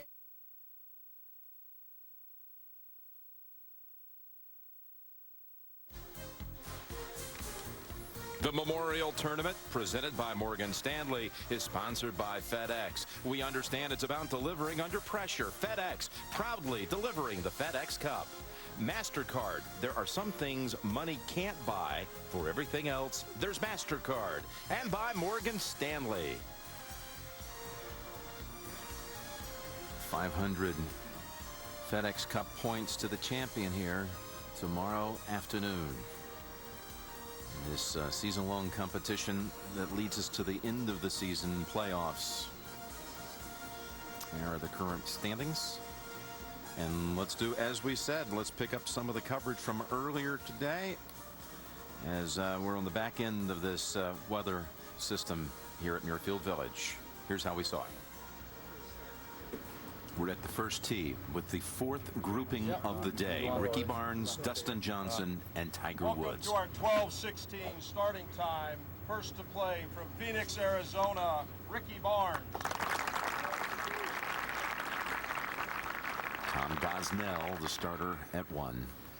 All three of these players beginning round 3 at -3. The first tee shot slightly downhill. And this has been about the longest average of the week. Players have been out there 290 yards. Little power draw off the right-hand bunkers. Ricky Barnes, who has starred in a number of majors, but now is finding much steadier performances by the week. Dustin Johnson. And now the Pebble Beach champion from this year. Not going to get a lot of roll out there today, Nick. As you noticed on that one, that first tee shot will be measured in inches today. Walking with this grouping of 3 today will be our Peter Costas.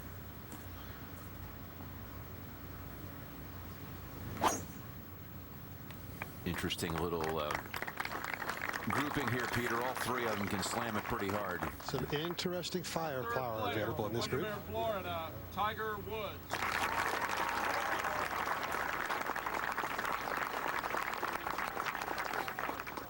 Woods with rounds of 72 and 69. Anything noticeable, Peter, on the range with his warm-up? Well, he's had 2 warm-ups so far today. Second was pretty good, although he still was a little sporadic with the driver. In a great frame of mind, though, in a good mood. Your first tee shot of the tournament was right. But he likes that one. A little drawer. Oh, maybe not. And that just hopped into the long stuff, I believe. Well, that's tricky because there's a front left hole location literally on a little tiniest of plateau, so I think he'll have to bail out sideways a touch. Oh, hello, hello. And it's Aaron Baddeley over at the second. Oh, no. Wow. Ian Baker Finch, what was your Aussie mate trying there? That was a bad decision, wasn't it? Just left it in the mud. Well, now what do you do, Ian? Because there's that. Take the other shoe off. A good start. Oof. Now, over on the other side, this is Bubba Watson for an eagle at the par 5 11th. Obviously playing in groupings of 3 today, split tees. And a great eagle there for Bubba Watson. That's a great way to get started. Up to 4 under par. Yeah, well, he got the other shoe off. Yeah, but that's going to be like floating on top of the grass. Oh, he's going to get covered. Absolutely covered. Oh, well. They're in 3 now. Going to be a great up and down for a bogey. Ahead 1 to the 3rd. Well, the 3rd hole with J.B. Holmes. Yeah, JB's been bombing it out there. Lovely hole, the 3rd, under 400 yards. Wow, look at the raging rapids. Shows you how much rain. Whole location right on the front. That sounded squidgy, didn't it? I think they're all going to sound feel a little strange, although that's a great result. He's still able to bomb it out to 300 yards. Not many players this week have. It's fascinating. The driving averages are way down. Couple of pars so far for Holmes to open his round. Let's go back to 11. And Anders Romero for a birdie here. Nicely done. Have to take advantage of these par 5s today. It's going to be a long, difficult golf course. And this is Aaron Baddeley coming out. This is his 3rd shot at the second. Oh, you just know. Close your eyes at impact. You know you're going to get covered. Oh. I may have taken the pants off there and gone into the boxes. But anyway, here he is now with his 4th. That's an Aussie tradition or something. Did you see water? Well, he's got a 5-hour round coming up in saturated pants. Or at least rain gear on, maybe. I'm sure he'd have rain gear. I'm surprised he didn't put his jacket on, but he did well. Back to 1. And last week's winner at Colonial, Zach Johnson has this for a par. He's standing right on the edge of the precipice where it falls down. Give you some idea what the players have got to work with. Just a couple of yards on. No more than 3 yards left of that flag is flat.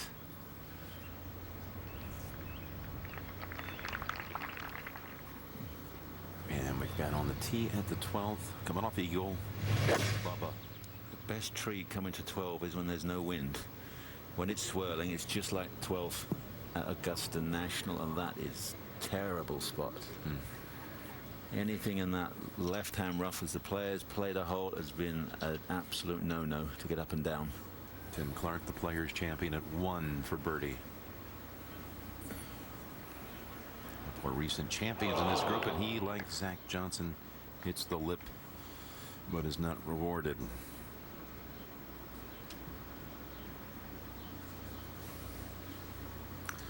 It's Dustin and Tiger waiting for the first green to clear.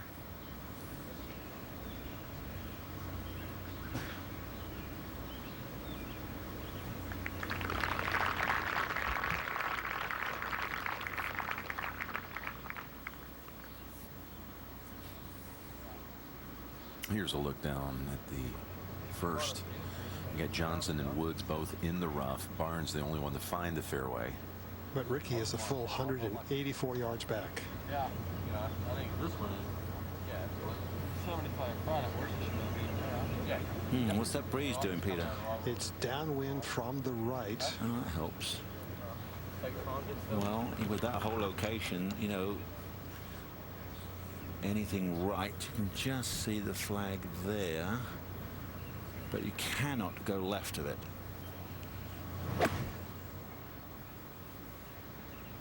Yeah, this is out to the right. Needs to carry that front bunker. Does. And he's beyond hole high. Yeah, there's going to be a few wows, a few peering to the gods to say, where did that come from? Now, Tiger has 165, and if you were to look up the definition of a flyer line, the picture would be of this golf ball. So what's he got? 9 or a wedge? Probably a 9, I would have thought. Now, it depends on whether he's going to try to swing softly and try to kill the flyer or hit it hard.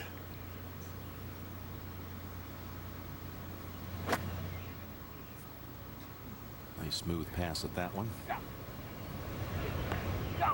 Very good. Good shot. Right at it. Going to be interested in Dustin Johnson's lie. Did not look good from the aerial view. Well, the lie actually is okay. He's got 149. Does need to get the ball up fairly quickly, and being a shut blade player, that's going to be a little bit problematic. That would have been great if Tiger's divot had landed on top of Dustin's ball. That would have been a belter.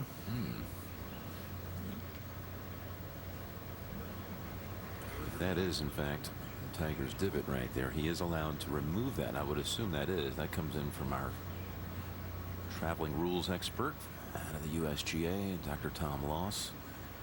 But Johnson doesn't even see it. He's going on. See if he can get it up over that edge. No problem with the lip. Well, obviously, after all the rain, the bunkers will be very firm. All beautifully raked, but he'll be quite happy with a two-putt and move on.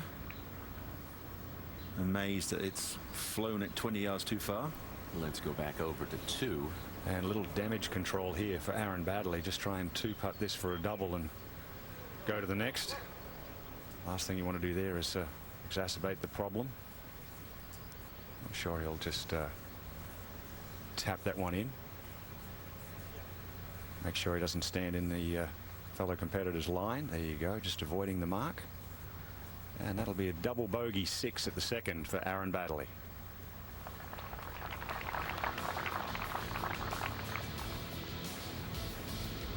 That was earlier, and we do have news in now because the delay has been about 1 hour in length. They're bringing the players in now to warm up. You see the skies are clearing. The system has moved on, but they got to go back through the warm-up process. The range is opening here in 5 minutes time with a restart at 5:15 Eastern, and we'll continue on CBS in a moment. It all comes down to this. And now, your 2010 Show Choir champions. Glee season finale, Tuesday at 9/8 Central on Global. Cleveland Golf has been a leader in wedges for over 25 years. With more than 300 PGA Tour wins, 25 majors, and over 7 million wedges sold. All of this success has led to the best performing wedge we've ever produced, the CG15. Our laser milled technology creates a breakthrough in surface roughness that maximizes spin within the rules of golf. CG15, the ultimate wedge.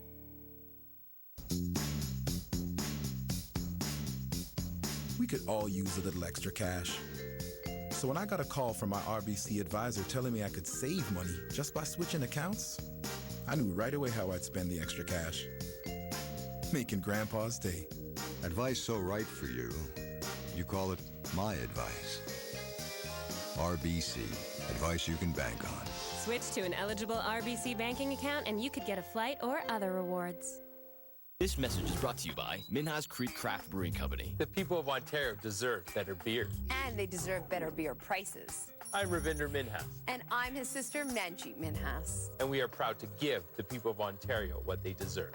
This is Boxer Beer. Boxer beer is a 2-row malt beer and is at the lowest legal price in Ontario. We would like to charge less, but that's against the law. Why not support the little guy? And gal. Boxer Lager, available in all Ontario beer stores. And it's out of the park this weekend at the Brick.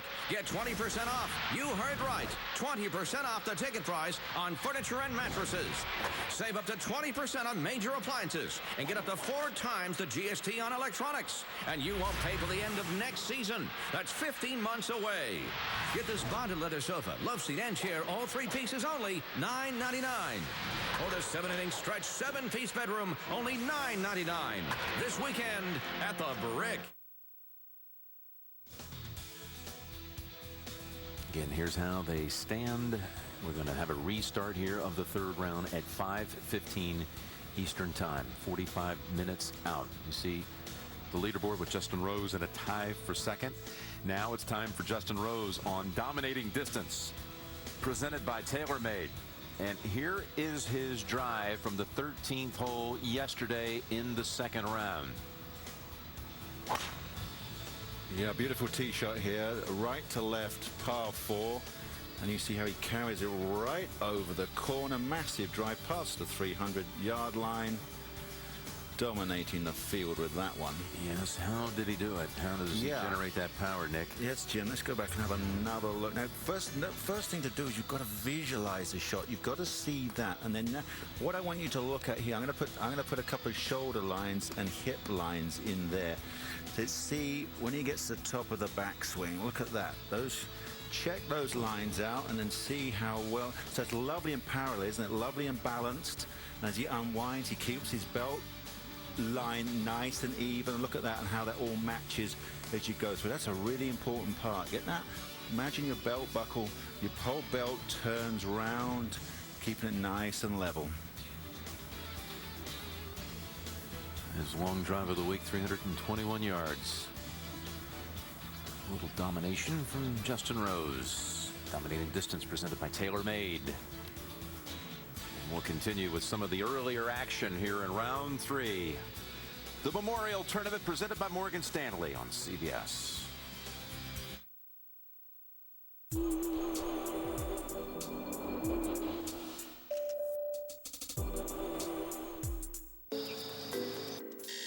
Today I'm going to hit every fairway. Today I'm going to think through every shot. Today I'm going to drain every putt. Today I'm going to be aggressive. Today I'm going to put myself in position to win. And trust the one piece of equipment that I use on every shot. My golf ball. Find out which Titleist is right for your game at Titleist.com. Our enemy will feel the bites of our iron.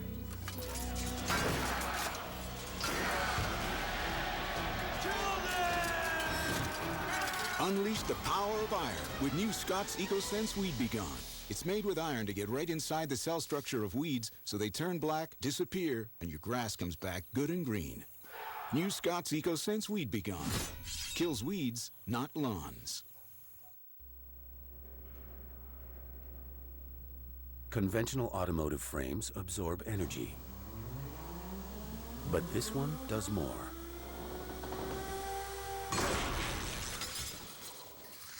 It collapses in some areas while staying rigid in others to help redirect energy around the cabin and away from you. The ACE body structure in the Acura MDX. The most innovative thinking you'll find in an Acura.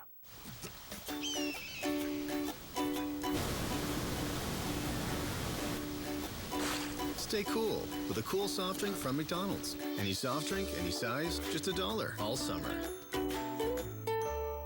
The Hard and Stroke Lottery early bird deadline is in 5 days. Buy early and you could win to the tune of $300 grand. There's millions in cash and exciting prizes. It's your best odds ever, 1 in 3. The deadline is in 5 days. Call or order online now.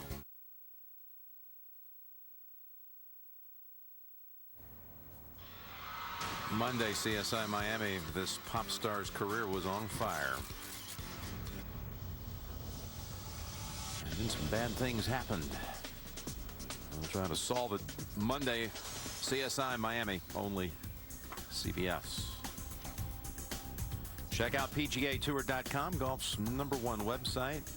For the most in-depth coverage of the tour, all the player features and expert analysis. Log on and get connected to the PGA Tour right now. We're going to go reconnect Nick with our coverage from earlier today here, round 3 at Muirfield Village. Brandon De Jong at the first tee. Brendan with that high finish at Charlotte. The tournament won by Rory McIlroy, who is in fact in this very grouping, as well as Rory Sabatini. We got the Rorys, we got Brendan, and we've got David Feherty all out there marching together.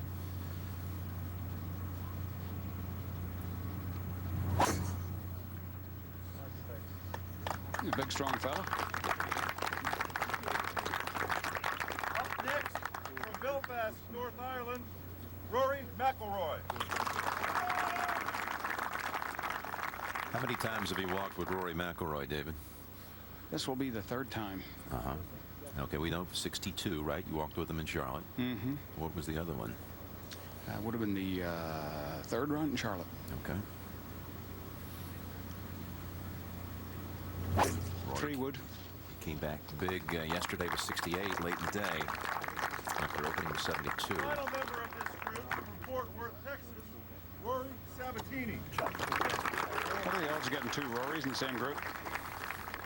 Be a lot of roars. My youngest son is called Rory. There you go. He should be here with you. Yeah.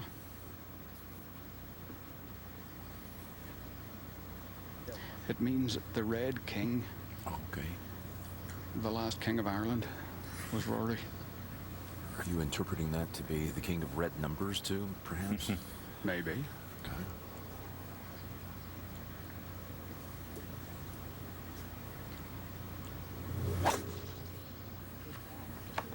Well, I think it being so soft, I like the driver for these players because it's still 35 yards plus wide. Let's go up to the green and Dustin Johnson. Well, I'm amazed he's having the flag taken out because up over that hill, you can only just see it. He's a tall fella, though. Using that 6'4" size. Peek over that little slope. Much like you. I did a lot of good peeping. Let's go to 12 and Bubba Watson. Let's see if he's got a fraction more yardage to work with. Anything in that back left corner was a brutal up and down through the week. Ricky Barnes birdie putt at 1 on the way. How about that, Peter? Very nicely played hole by Ricky Barnes. And that's the club right there. If he gets that club going, we'll find him in the winner's circle here eventually. How long is Tiger's putt? Well, it's probably about 22 feet or so back up the slope. Should be moving to the right. You know, since he came back, going through the Augusta tournament and 4th place finish there, Charlotte, Players Championship this week, what has the putter been like for him? Well, it's saved him on numerous occasions, although he feels like he hasn't putted well. The strokes always look good. Maybe down to, just the read is, if you're not out there every week. So what's wrong with that read? Oh, that's what's been happening more. Wow. Power lip outs. He had a couple yesterday. That was brutal. That way he was on his way, wasn't he? Thank you very much. Early call will get you every time. Yeah, but that didn't look like there's any way it was going to spin out. He had a beautiful putt.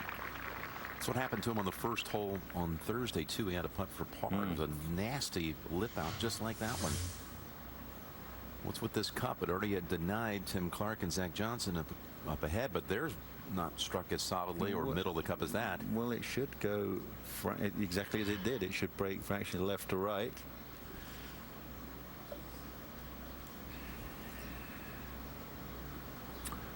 Johnson with what's left here for his par.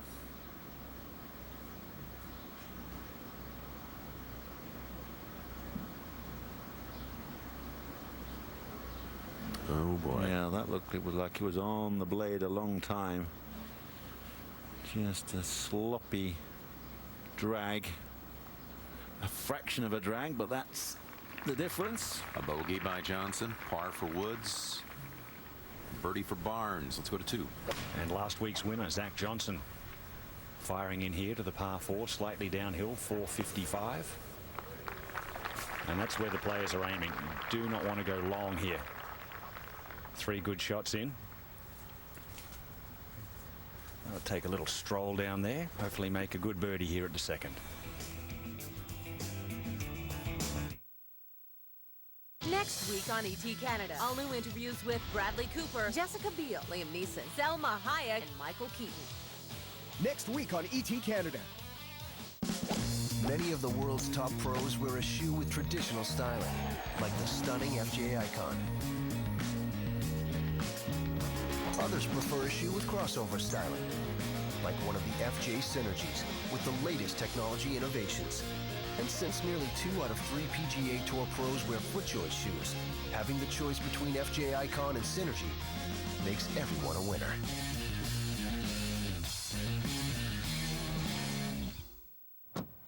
Dad! Hey, sweetheart. Good to meet you, Tim. Likewise, sir. Beautiful new BMW. Beautiful, yes, but not new. Son, I know a new car when I see one. Yeah, but it's pre-owned. Right. And you'll get the master suite tonight, Tim. Looks like new, performs like new. And with a protection plan for up to 6 years or 160,000 kilometers, it's hard to believe it's pre-owned. And now, great value with financing rates starting at just 0.9%.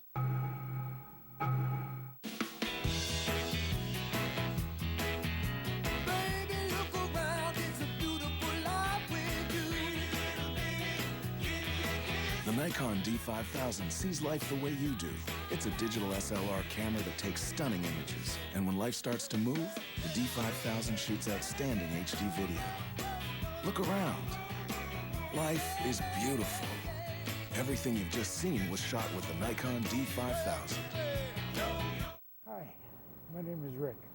5 years ago, a young girl named Hannah introduced herself to me while I was eating at a soup kitchen. She told me she cared about me and loved me. For most of my adult life, I have lived on the streets and run down hotels or in shelters. Rick is no longer homeless. He has overcome tremendous obstacles. He inspires me every day.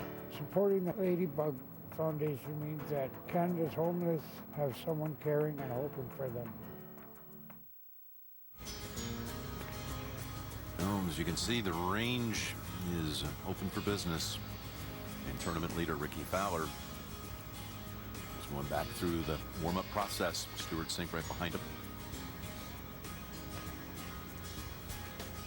Well, traveling around as much as we do here at CBS Sports, the golf tour is very much a family atmosphere out here. And unfortunately, this week we had 3 tough losses in our CBS Sports golf family. Sean Boring is one of our cameramen each week, lost his mother, Deanne Boring. Hearts go out to you, Sean, your family. Drew Larson, one of our spotters on the course and production assistants. He lost his grandfather, Hugh Bud Simpson, in the past few days. And then there's Rick Folio, one of our talent statisticians and editorial consultants to Gary McCord. He lost his mother, Mary Augusta Folio. And Rick, we're all thinking of you, pal. Rick, Drew, Sean, your CBS Golf family, sending along heartfelt condolences to each and every one of you with your difficult losses.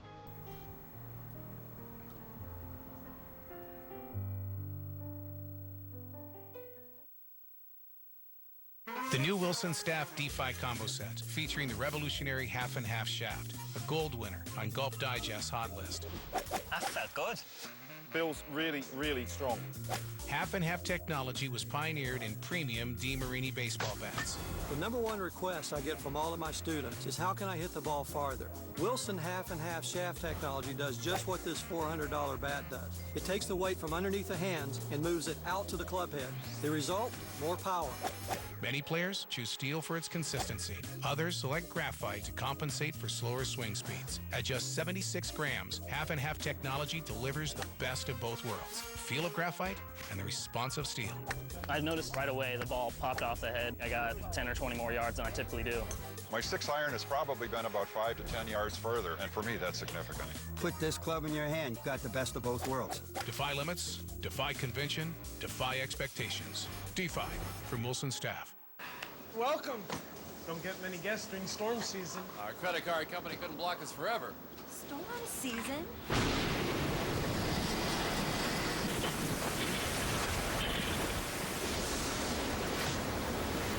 Hey, this doesn't look so bad, huh?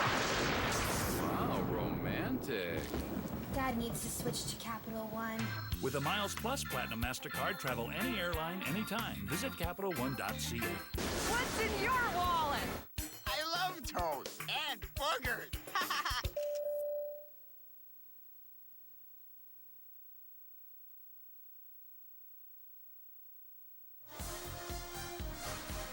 The Memorial Tournament presented by Morgan Stanley is sponsored by MetLife. Guarantees for the if in life. TaylorMade, the #1 driver in golf. And by Morgan Stanley.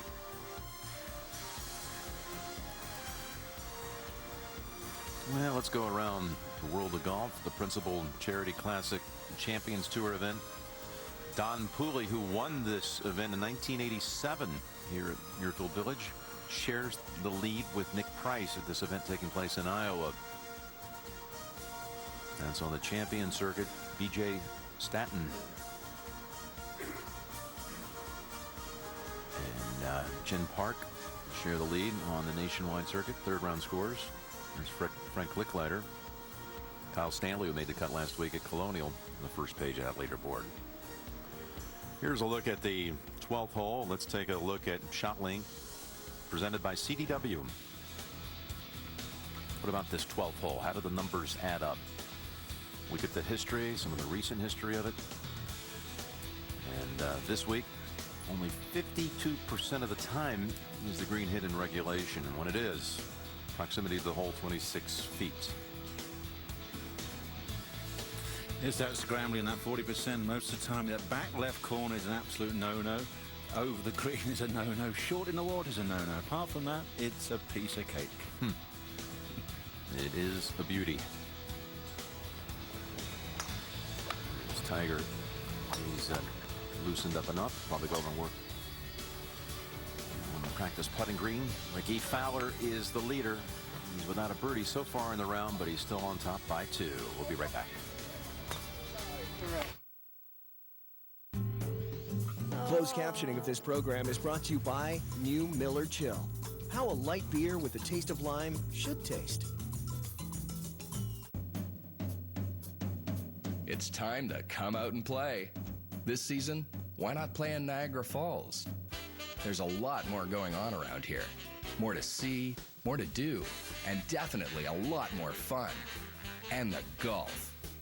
Whirlpool and Legends on the Niagara, 2 of the best courses you'll find anywhere. Niagara Parks Golf. It's the place to play this season. Call 1-866-GOLF-NIA or go to NiagaraParksGolf.com. Water like this, close to dams and hydro stations, and even water kilometers away from them, may appear to be safe, but I've seen it change in a snap. Please, don't take chances with your life. Stay clear and stay safe.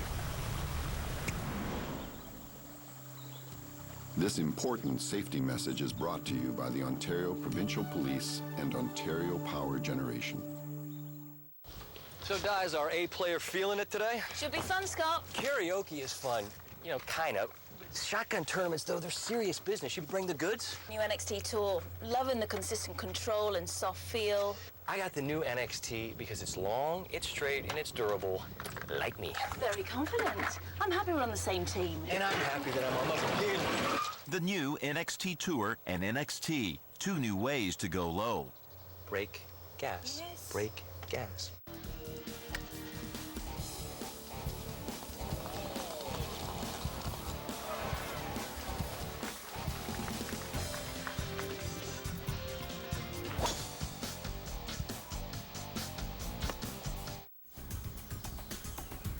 Stay current with everything happening on the course all tournament long with the live report, live editorial coverage and updates from the first drive to the final putt, a live report. All the information you need to keep up with the tournament online only on PGAtour.com. It's there every week. Jim Furyk. Look at Jim, 9 under, 4 off the lead. And this second side, it's got, again, a lot of risk-reward, feast and famine type action. Let's get a little tour of the second side. Let me hand it off to my man, Nick Faldo. Give us a little description. Let's have a look at the 14th hole here at Muirfield Village, one of the finest par 4s under 400 yards in the world. And what makes it so fabulous? It's simple layup, about 240 yards. That's all the players need to do. Just avoid the rough and the trees on the right and the little creek on the left. And then from there, have a look at the green. Look at the angle of the green. And I'm going to put a couple of lines in here to indicate there's like 3 main areas that the players will shoot at. One in the front of the green, one through the middle of the green, and one in that back right-hand corner. And then that gives you some idea of the degree of accuracy needed. There's no margin of error here. Obviously, the water to the right is no good, and that bunker on the left, almost impossible to get up and down. Now the 15th, you're basically looking at the green wall, the green monster at Fenway Park. Uphill par 5. Players try to blast it up the top of the hill. At the moment, the golf course is very wet. The longest tee shot is about 290 yards. There. From there, a lot of players miss this fairway and have to lay up into this little island sliver, which is semi-blind. You can't see the creek down the left, and then from there, that leaves them with a 100-yard shot to a little kidney-shaped green with a couple of contours in it. But the no-nos are on the left-hand side. You cannot get up and down top side, or extremely difficult, and there's a little ridge running through the middle of the green. That's basically the main features. And now let's have a look at the 18th. 444 yards. Players are trying to get out there about 270 on the corner of the dogleg with that little tree there. There's the ideal layup area. We've got the creek on the left, and obviously we've got 8 bunkers there, which are an absolute no-no. And then you turn the corner and shoot slightly uphill. And a couple of the key features on this green, and the most wicked one is the false front right in that front middle of the green. Any ball that hits that will come up running back down the hill. We have another major ridge through the middle of the green, so that front corner, that feeds all the way down the hill. Little ridge in the green, and the back edge over this green is an absolute no-no. Not just a no-no, an absolute no-no. Absolute no-no. 15, the third easiest. 18, always difficult. Often ends up washing out for the week as the most difficult. And we're about 24 minutes out from restart. You swear to tell the whole truth, so help you God. That's not possible. Excuse me? The world's foremost authority in deception detection is back. I don't believe it. Do you? No, for a second. All new episodes all summer long. What the hell are you? I'm just another nutcase looking for answers, love. Lie to me. Monday at 8, 7 Central on Global. I switched to Strixon 8 years ago, and I've never looked back. I switched to Strixon for their commitment to technology and performance. I switched to Strixon for distance control with my irons. I switched to Strixon for performance I can trust. Cambié a Strixon por su tecnología. I switched to Strixon. I switched to Strixon. I switched to Strixon. I switched to Strixon. Make the switch to superior technology. Strixon. Play a better ball.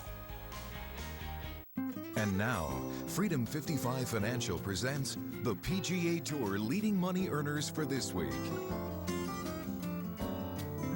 Brought to you by Freedom 55 Financial. Create your own tomorrows with Freedom 55 Financial.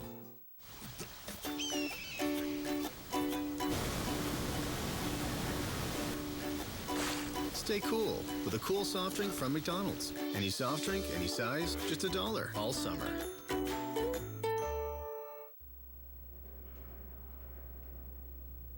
Conventional automotive frames absorb energy. But this one does more.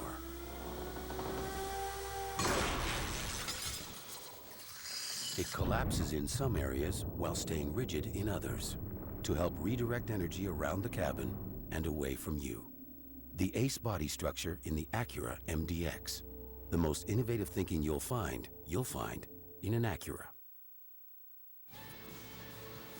And a big event going on here at the Memorial Tournament presented by Morgan Stanley. This is going to be in all about an hour and 45-minute weather delay. We certainly didn't mean to deceive you. We first had reports we thought it might not be any more than a half an hour. That's why they did not bring the players in. They had them in safe houses scattered around the course, along the fairways, designated places to go, because they didn't feel a warm-up would be necessary. It wouldn't be that long of a break. But they will be going back out, and just about, well, they'll be heading out here shortly, and we should start within about 20 minutes. This is what the day has looked like early this morning. The plugged lies.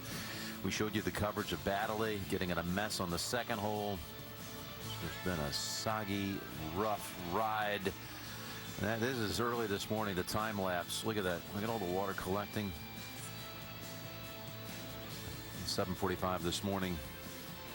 I'd say the drainage is pretty good, eh? Only took a couple of seconds. And we'll see that too when they go back out here. Although we did not get much rain in this system, this latest system. 6th delay we've had so far for the week. And when they go back out there, Fowler will be playing that par 5 7th hole, leading by 2 over Petrovic and Rose, with whom he's playing. Ricky Barnes is 7 under for the day. Jason Day, a winner just a couple of weeks ago at the Nelson. What a way to back that up. Spencer Levine at 10 under. Furyk at -9. Steve Marino, hot day. Stuart Singh birdied right before the horn. Phil Mickelson has about a 3.5 footer for par at 8. De Jong and O'Hare also at -8. We've been talking all day long, and you have all week, Nick, about the length we're seeing out of Phil Mickelson. Here's an explanation why. Peter Costas, we give it to you. Let's use the Konica Minolta BizHub Swing Vision camera to take a look at the golf swing of Phil Mickelson. Now for Phil, everything revolves around his ability to keep his lower body underneath him in the golf swing. That's what these 2 lines represent. He needs to stay turning his lower body in that space. As he takes the club back, his left knee stays relatively flexed, not too bad. Right knee comes out a little bit, but that's a pretty good position at the top of the backswing in terms of the lower body. But now as he starts back down, he gets the club stuck in a very narrow position, and the only chance he has of getting the club face squarely on the golf ball is for that left knee to come out toward the golf ball. Now watch as he violates that outside line coming forward. His lower body really releases out and past that line. Eventually, he kind of fakes it and brings it back in so that the left knee does touch the right knee, but it was a little bit too late. The result, he did pull hook this tee shot. That's the issue with Phil Mickelson. When his lower body is under control, so is his golf swing. Well, it's a golf swing that is 8 under par right now, tied for 10th. Timmy Herron fine-tuning his game where he missed the cut last week at Colonial. Driving accuracy much better. In the chase here at Memorial, where he's never won before. You don't stop for the weekend, and neither do we. Because news doesn't take the weekend off. Carolyn McKenzie, Global News, weekends at 6 and 11. If you summarize Penta, it's 5 layers, 5 levels of performance, and the tour players have been very excited. Yeah, that's got a lot more check than my ball right now. That's amazing. This ball, we're thinking is getting me more spin around the greens, but you've given me that without taking anything away from the tee shot. The first thing I noticed off the tee was it was longer, and it doesn't compromise my control. Every other shot that I tested out here, I didn't feel like I was giving up anything. I mean, the ball performed all the way through. This message is brought to you by Minhas Creek Craft Brewing Company. The people of Ontario deserve better beer. And they deserve better beer prices. I'm Ravinder Minhas. And I'm his sister, Manjeet Minhas. And we are proud to give the people of Ontario what they deserve. This is Boxer Beer. Boxer Beer is a 2-row malt beer and is at the lowest legal price in Ontario. We would like to charge less, but that's against the law. Why not support the little guy? And gal. Boxer Lager, available in all Ontario beer stores.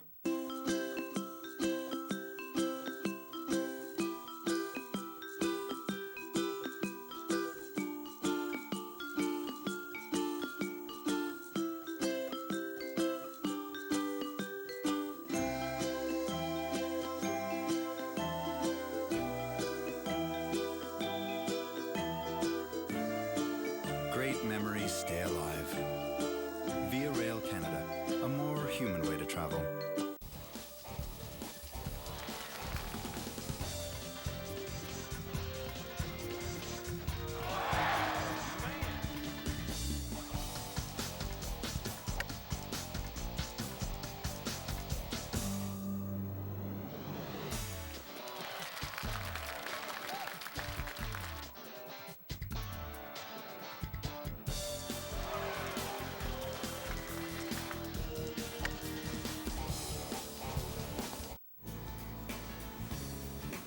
All right, the players, the caddies are starting to return to their positions, and while we have just a little brief break here before the third round resumes, let's go back and give you a little more golf action. Just one little last sample from earlier today.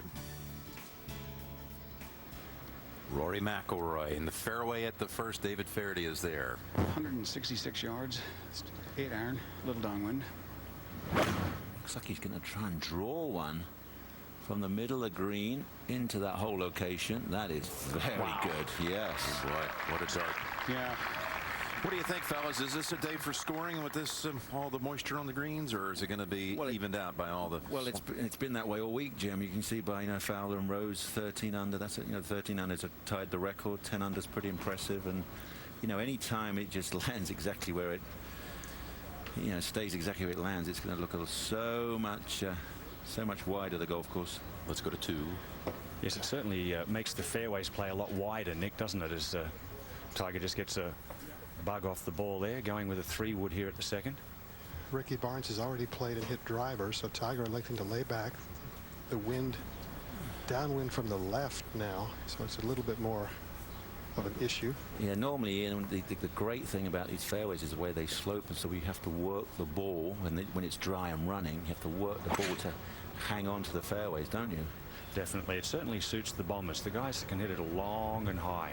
Well, this one has got to work huge because it's way up in the trees. You can see there he took his hand off the club straight away. Just a big high pull. That's been his miss, his worst miss so far this week. Now this was earlier, Ricky's driver. Remember, he played well in conditions similar to these at the US Open last year at Bethpage Black, and they had all that rain. You see the driver will probably go about a yard forwards. Back over to 1. All right, Sabatini. The pitching wedge. 140 yards. Wow, He's got to nail it. Yeah, it needs 100% thump, that one. Oh, he did it. How did he get that far?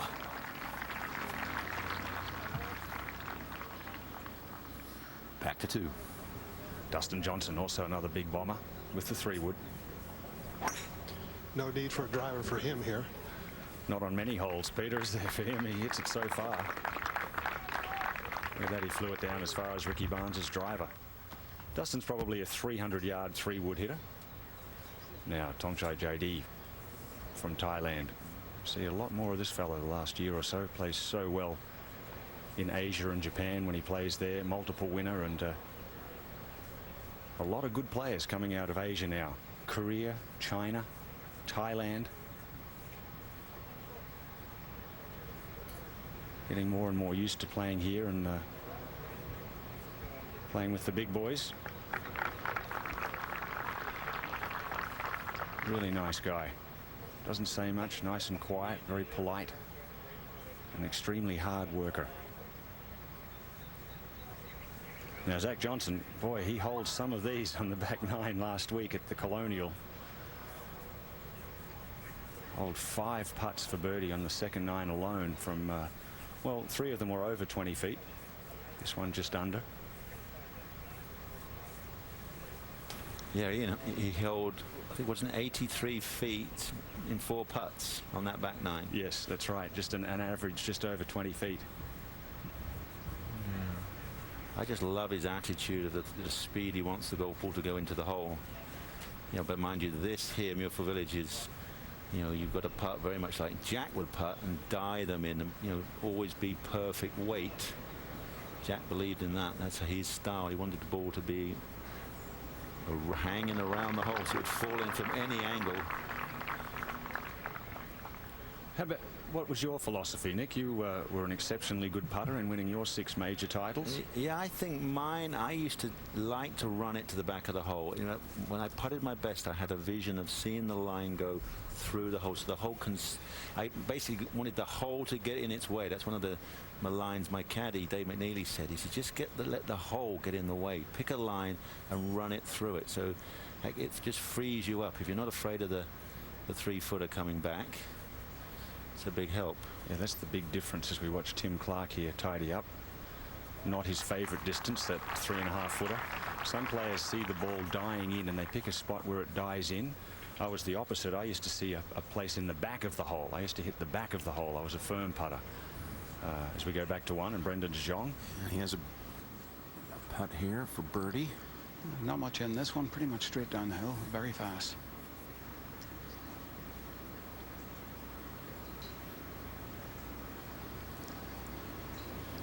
Well, that was a misread there. All right, here's a situation over 2 with Tiger. Peter is there. He's got 192 yards. That's the least of his problems. He does have a tree trouble behind him, so this is going to have to be some sort of a pitch out, I would assume. He might be able to accelerate it and run it on the green where the condition's a little softer. That's right. A little harder. Sorry, yes, it's too soft. Depends on the backswing. If you've got a free swing, you can play a little bit more with shaping the shot. Well, he elected to go with a cut swing and got it around the tree, and this is a wonderful effort. And as you say, Peter, that may have really rolled all the way up to the hole had it got a firmer first bounce. Beautifully played. Had an unusual stance. You can see there the ball's well below his feet.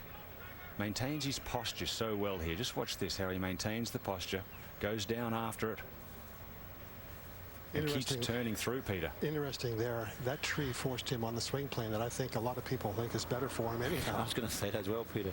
He needs to play off a few ball below feet, maybe a few downhill lies as well to just get steeper on the backswing. Nice smooth swing there for Dustin Johnson. Good safe shot, just short, just left. Cannot force it here at Muirfield Village. Back to 1. Sabatini has a birdie putt. Well, a little bit right to left. Yeah, it's up and over and round. Tough one to judge out the gates. Those are so hard to make. They may be close, but they don't even look like they're makeable with the eye sometimes, do they?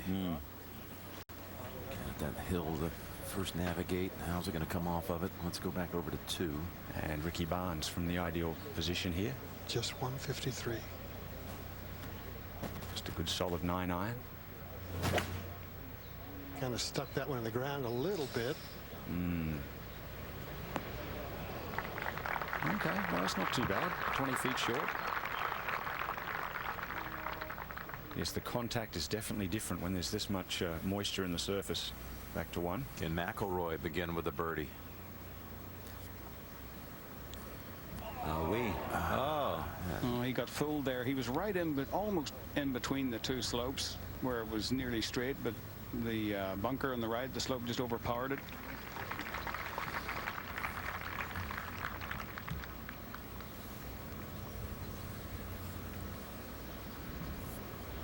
He'll be looking for a good weekend again, because that high fade he hits will come in very useful at Pebble Beach.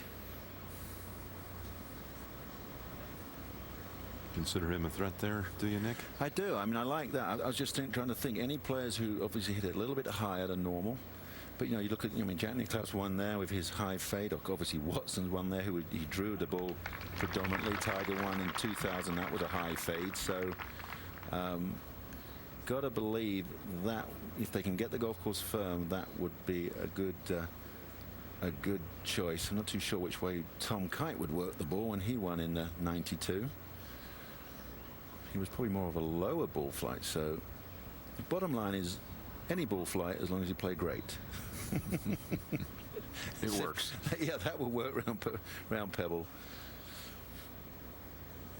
De Jong to par at the first. He stays at 4 under.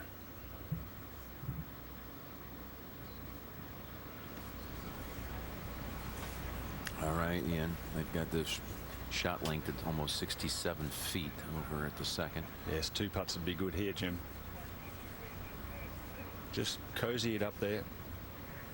Sometimes with these long putts, you're trying to hold it, you're trying to hit the best putt you can. I think that's the predominant thought you must have, is try and hold the putt.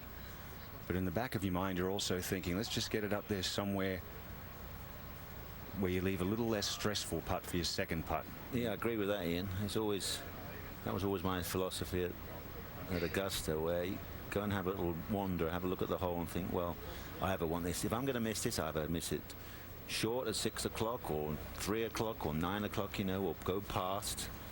Yeah, exactly that. Look for where if you're going to leave 4 or 6 feet, it's no more than a left edge, right edge putt. Yes. The other thing, guys, is the greens are so soft, and so much of your feel for the speed of the greens comes from your feet. Good point. They feel softer and therefore slower, but they're not very slow. Well, plus the color. They're a beautiful bottle green, yet they're running at about 14 on the stimp. That's a real delusion for the players.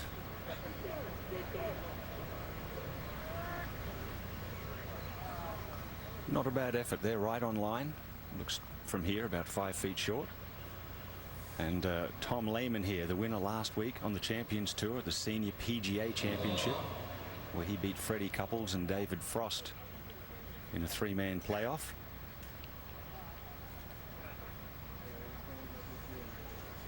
He's kept himself in good shape and played here on the tour right through his 40s. I think that's very important once you join the Champions Tour, is to stay competitive out here.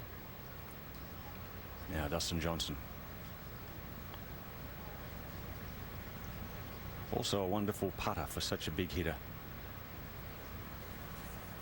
A little more work than he would have liked there.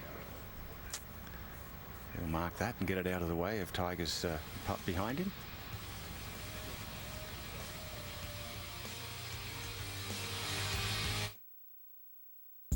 I've had enough of everything. Ever since we started taking my mother-in-law to Fallsview Casino, she's a changed woman. My baby. Oh. Everything in your house is so spotless. Mom, this is even better than you make. This? Definitely better. Way better. See? So good. On its own, a brick is just a piece of clay. But put to work, a brick can help build a hospital, or a school, a place to come together, or a way to get around. Ontario savings bonds are building blocks for our province. Guaranteed investments that let you invest where you live. Brick by brick, let's build a stronger province. Buy Ontario savings bonds where you bank from June 1st to 21st.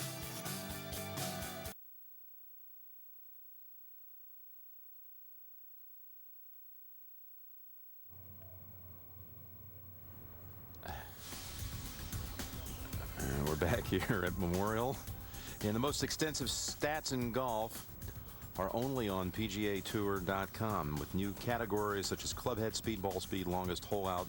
It's all there. It's where you get connected to the game, folks. PGAtour.com. So Phil Mickelson will be coming out facing about 3.5 feet over on that 8th green for his par. He's come out of the bunker, hit a beautiful bunker shot. There's his mark right there. Gotta think he's already rolled in about 15 in a row of those up on the practice putting green. Tiger has gone birdie after a double, and he has a 15-footer or so over at 13 for a birdie. Ricky Fowler getting back in position as well.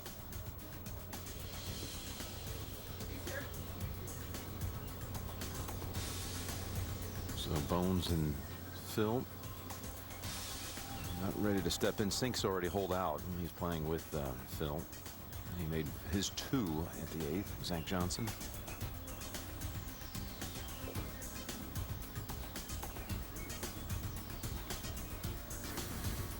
So maybe the break was good for Ricky Fowler. Nick Faldo and Jack Nicklaus both now back up here in the booth at 18. And let's keep our fingers crossed. But I think we've got the weather gods with us the rest of the day. And folks, I do want to make this little declaration too. We are going to be on until 6 o'clock Eastern time on the CBS television network. And then after that, it will switch over. We're going to have bonus third-round coverage. We're going to stay right in position here until the end of the third round. It could be taking us somewhere close to 8:15 tonight on the Golf Channel. And again, we're back tomorrow, too, with also extended coverage tomorrow, beginning at 1:30 Eastern time. Mark that special start time tomorrow, 90 minutes earlier than normal. So we'll have full coverage tomorrow here on CBS.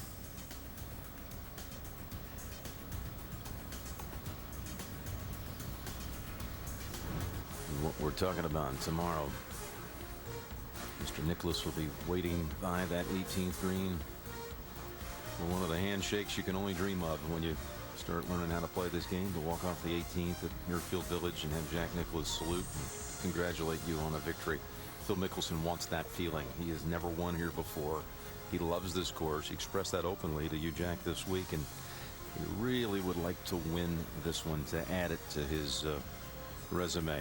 I told him earlier in the week, I said, Phil, you know the old statement that Bobby Jones used to say about St. Andrews. Well, I said, a golfer's resume is not complete until he wins the Memorial. There's a lot of truth in that. Oh, you look at wanted to do absolutely. You look at the list of champions. So here we go. So step right in, and 5:15 on the button. Nick, here we go. Let's enjoy the ride to the finish tonight on CBS and later the Golf Channel. This looks more like 4 feet. I was thinking 3. He drilled it. Looks like he had up on the putting green a number of times in a row. So that's a great sand save. It stretched out over about an hour and 45 minutes. And he'll head over to the 9th. And we're at the 13th. Tiger about to step in for a birdie bid. Ian Baker Finch, Gary McCord, David Faraday, Peter Costas. CBS golf team on hand here in Dublin, Ohio. And let's go to 13 now with Gary. 13th hole, 455 yards. It kind of swings right to left. Tiger Woods now putting down the hill, about 25 feet for his birdie. He is 4 under par, 1 under par for the day.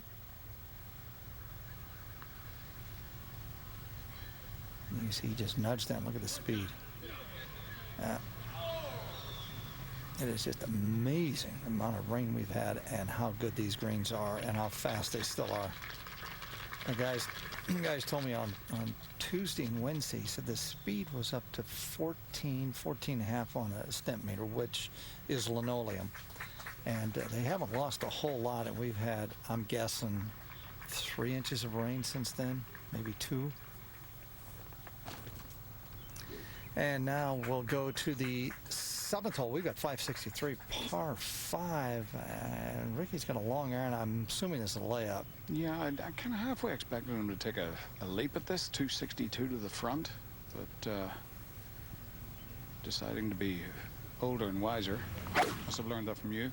Yes, no question. Guys are on the green, so he's definitely laying up.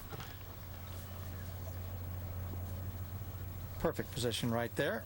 A couple of guys have launched it on this green in 2 today. Some of the big hitters. Ball obviously getting no roll whatsoever. In fact, they're backing up a little bit on the fairways. Now we'll crawl back. Hottest round on the golf course today. Ricky Barnes of that 10 under. He's 7 under today. That is a heck of a round. That's 3 shots clear of the next best round. You can see that start he had on the back 9, birdie 10, an unbelievable difficult par 4 up the hill, and then hold it for an eagle on 11.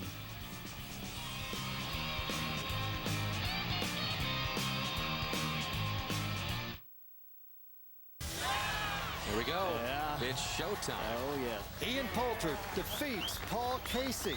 That is a beautiful way to end a great week for Camilo Villegas. Ernie Els, the winner here of the WGCCA Championship for the 2nd time. Ernie Els wins in back-to-back starts. Jim Furyk is a winner again on the PGA Tour.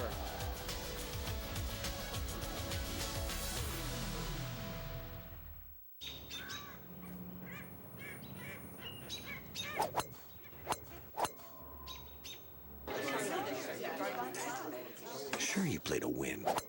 But it's in the moments between strokes, as you walk the fairway with friends, that the game really unfolds. That's why you came here in the first place. One good round deserves another. Grey Goose, world's best tasting vodka. Nikon introduces their most impressive Cool Picks lineup yet. Cool colors complement great styles and easy-to-use features. There's incredible zooms, and even one with a versatile, adjustable screen. Imagine switching to beautiful HD video with just a push of a button. Or using fingertip control to capture, view, and retouch pictures. Add a little Nikon to your life. One sunrise, more beauty. One bomb, more envy. One recovery, more celebration. One bunker, more bunkers. One putt, more birdies. Club Link, one membership, more golf. Closed captioning of this program is brought to you in part by Volkswagen's Autobahn for All sales event. With great deals on all models, you have the right to affordable German engineering right now.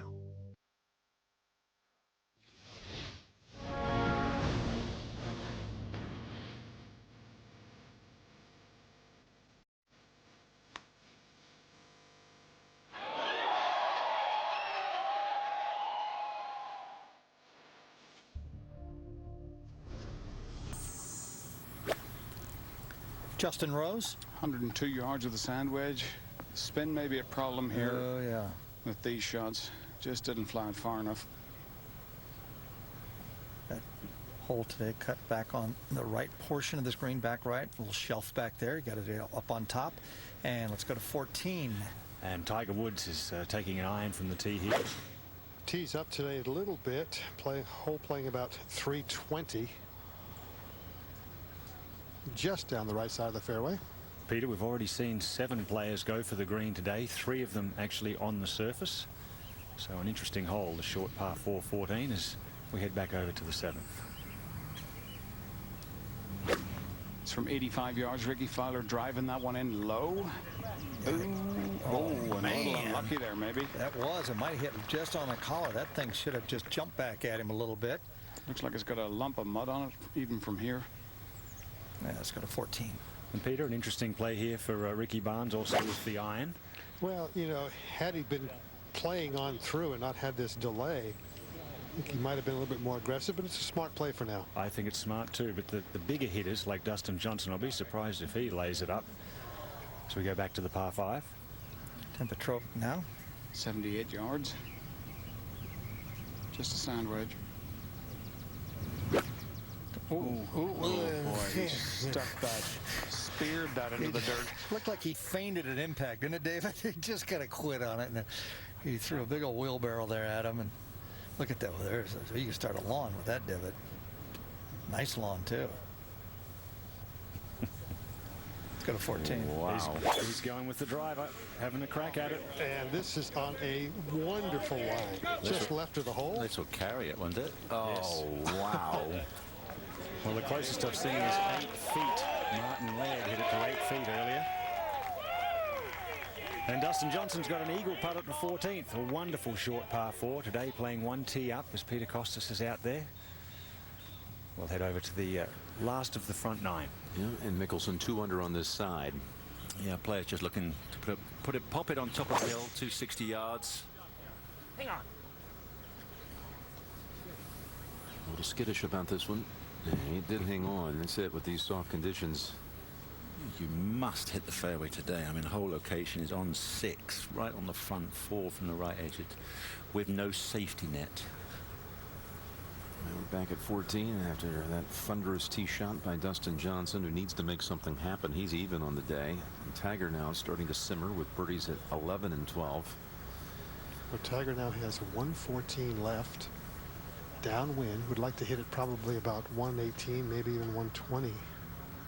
Because I expect it'll spin back to the hole rather easily. Yeah, and a little left to right. So he's well open there. He'll try and cut this in and spin it left, right. Yeah, there's the 120, and I believe that ball picked up some mud after it landed. Yes, they're just not zipping back because there's so much moisture in the surface. They're not getting that nice firm chew that the ball takes when the greens are really firm and spinny. A similar address position here for Ricky Barnes. Try and cut it in a little bit. Only 104, kind of dead-handed going at it.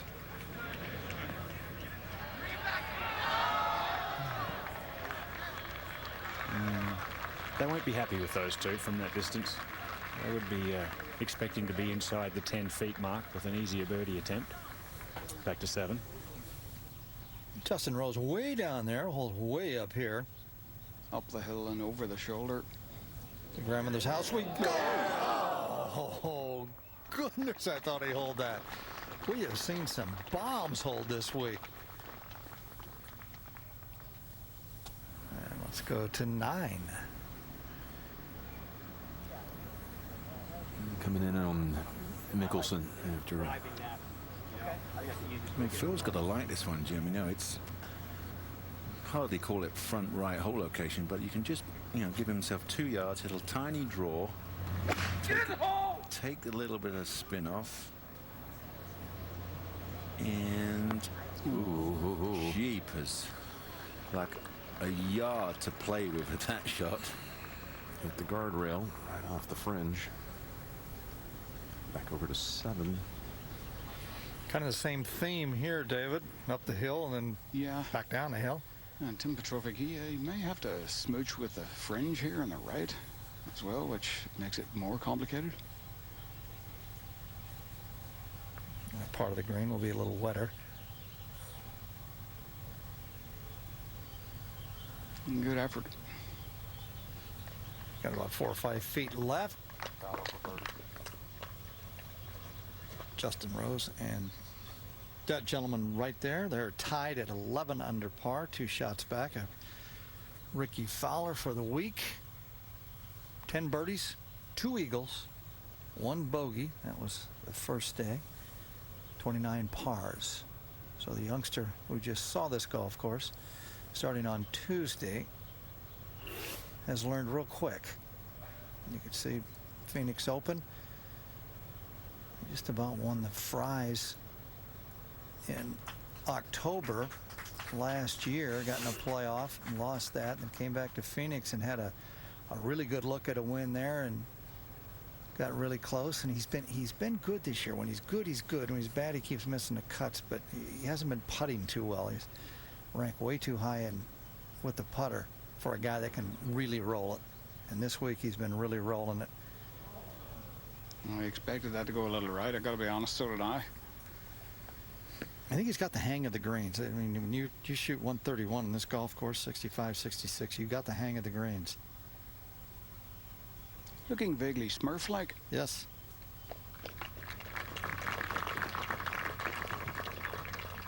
He's really, this kid is amazing. He's 21 because he never, ever, ever gets mad. And I don't understand that at 21. Never gets mad. Let's go to 14. And another young man that is playing some sensational golf. This from 36 feet for the eagle. And we've only seen 1 eagle here today at 14, and that was actually DA Points from back in the fairway. So of the 8 players that have knocked it on the, or had a go at knocking it on the green, no eagles, and 1 eagle from the fairway. Back over to 7. Alrighty, Tim Petrovic. 4-footer. Let's just hit this real hard right in the middle. Take no prisoners.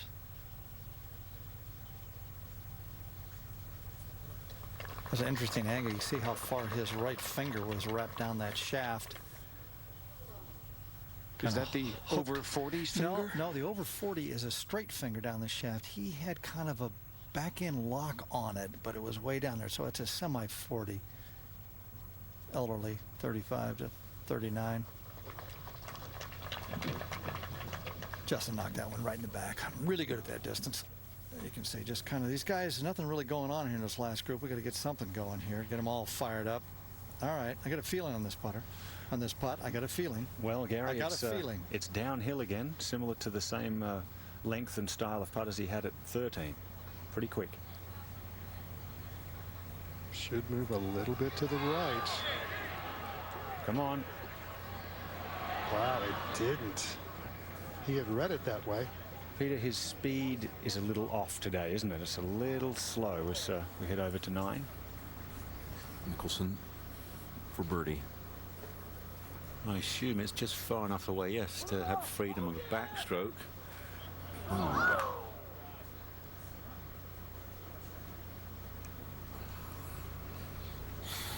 Well, he's not done anything spectacular today, but he's picked up 2 shots on that side. And again, Fowler has not raised the bar a single notch. So Mickelson makes the turn 5 back as we go back to 14. And Ricky Barnes has a birdie putt here to go 8 under for the day and jump up into a tie for second at 11 under. Just a little bit uphill in the beginning, and then it should move left toward the hole. See, that's a better speed. Ricky Barnes is the man out there today. Look at that second 9. He is 8 under par today and 11 under for the tournament. Justin Rose a little disappointing on the 7th, only made a par, but playing alongside Tim Petrovic, also making a good putt there. But the leader here at the Memorial Tournament is Ricky Fowler, dressed in blue. There's more going on in Africa than soccer. Join Global National for a different look at the host of the beautiful game. Kick off South Africa on Monday's Global National. We have broken another distance barrier. We shattered it with lighter components, longer shafts, faster clubhead speeds. We demolished it with total adjustability, a 460cc head, optimizing ball flights. The 2010 Burner Superfast and 2010 R9 Super Tri. Where will your distance come from?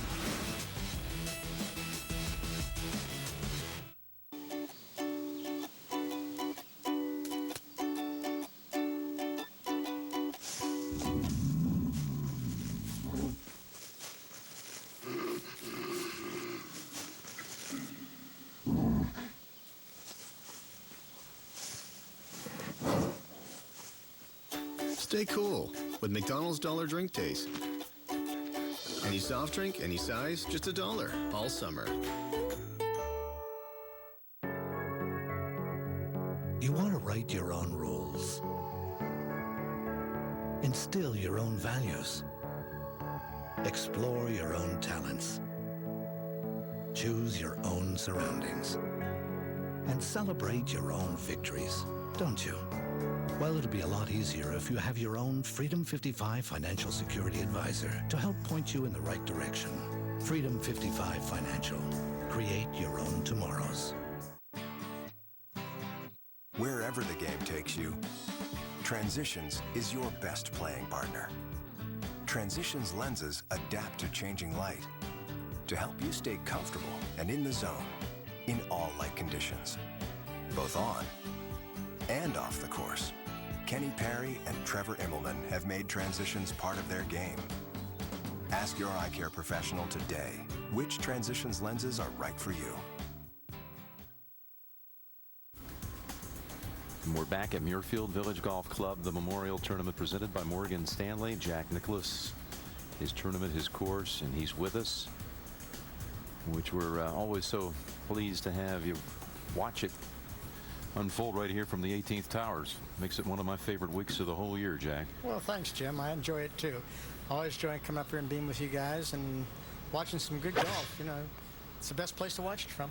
It really is. This 8th hole, what a narrow little target that is. Ian? 6-iron from Justin Rose. Yes, Jim, it certainly is. And Mr. Nicklaus, you feel free to come up to the 17th tower and join me anytime you like too. I'd love to have you here with me. I'm right over, Ian. Thanks very much. Tim Petrovic now with a 5-iron, one more, a little earlier. Boy, it looks like he barely swings It at looks like he barely turned on that one. That's why the pull, Nick. Yeah, well, if he gets nervous with that half turn, it's going to be a minus turn. And now live, this is the exact opposite. Just watch how much Ricky Fowler turns and how hard he accelerates through. Totally different to Tim Petrovic. He has 6.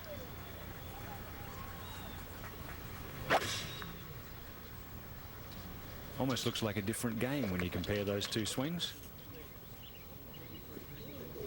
But they found the same place. The bunker, we saw Phil Mickelson get it up up and down so deftly just a little while ago. That's a tough little bunker shot. Over to 15. Ricky Barnes. Trying to blast it. Uh-oh. Every player tries to force it. It's just... oh, where did that go, Peter? Well, it's in the fairway. It's on a severe uphill, and it's about 75 yards back of where it should be. How far did he hit that? 175. 220. Okay. I think Ricky, with that 8 under par round to this point, had another 3 dancing on his brain.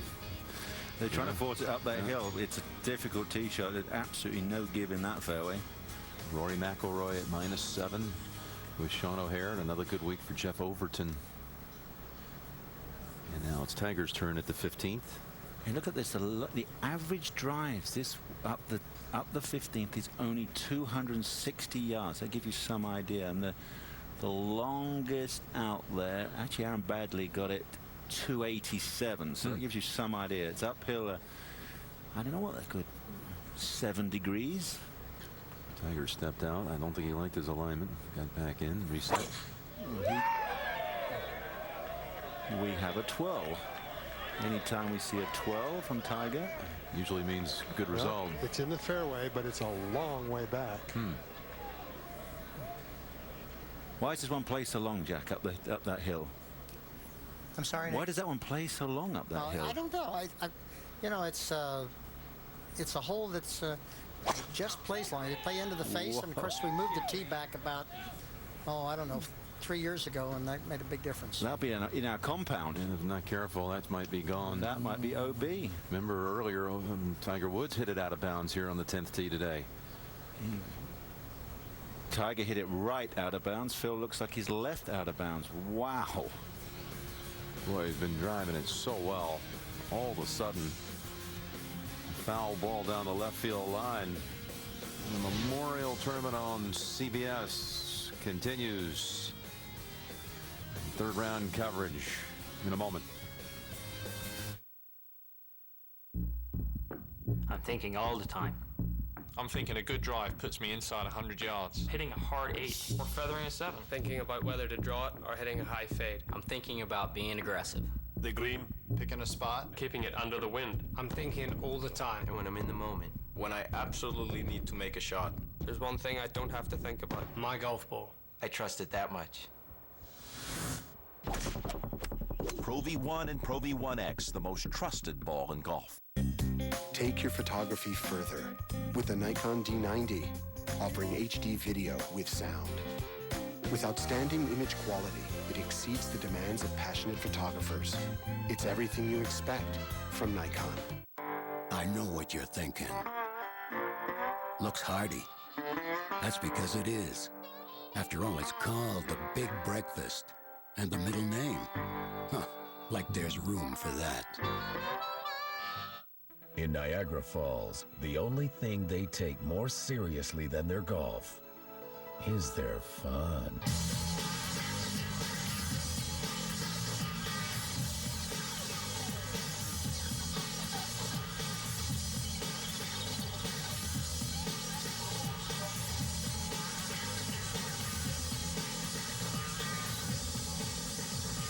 The Niagara Golf Trail. I've had enough of everything.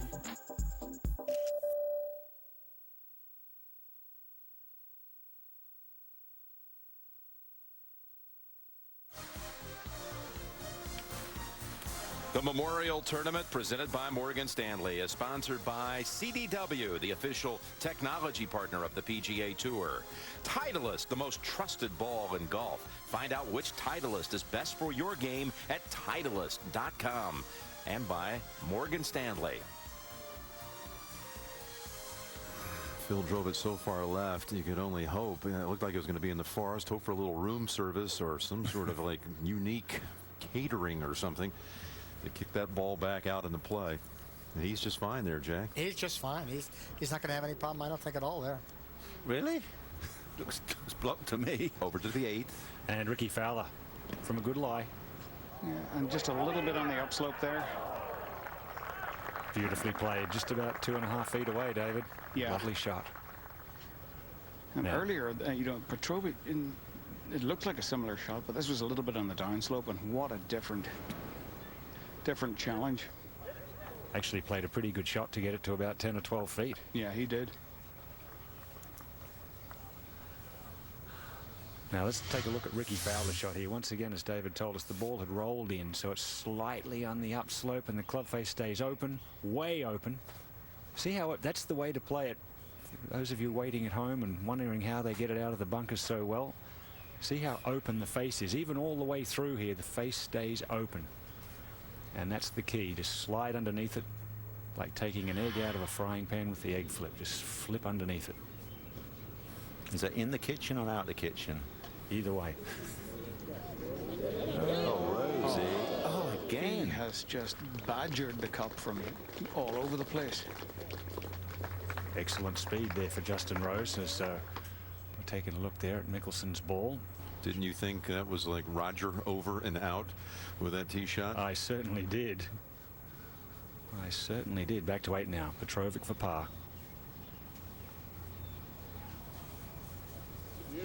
What a putting stroke right there. It all matches, doesn't it? The smooth, easy rhythm from the tee, the speed that he walks, his gait, the putting stroke, everything. Let's go to 15 now. On the upslope, Peter. Well, just shy of 270 to the hole, so he just kind of sticks it in the ground and advances it. Sure did. To the little island over the hill. Oh, nice nudge. Needed that. Didn't want to hang up in that bank. Can Tiger go for it from back there? Yes, he can. He's got 245 to the hole, 238 to the front. All right, let's go back to Ian at 10. Well, I got this one, and I don't know if he can get in there. There we go. Yeah, this is going to be a little. Now, I guarantee he's going to try. It's perfect.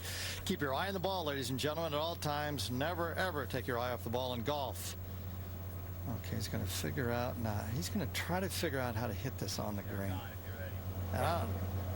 He's got 9 miles left here. Ricky Fowler did tap his in. This is one of those Bones is trying to talk him out of it.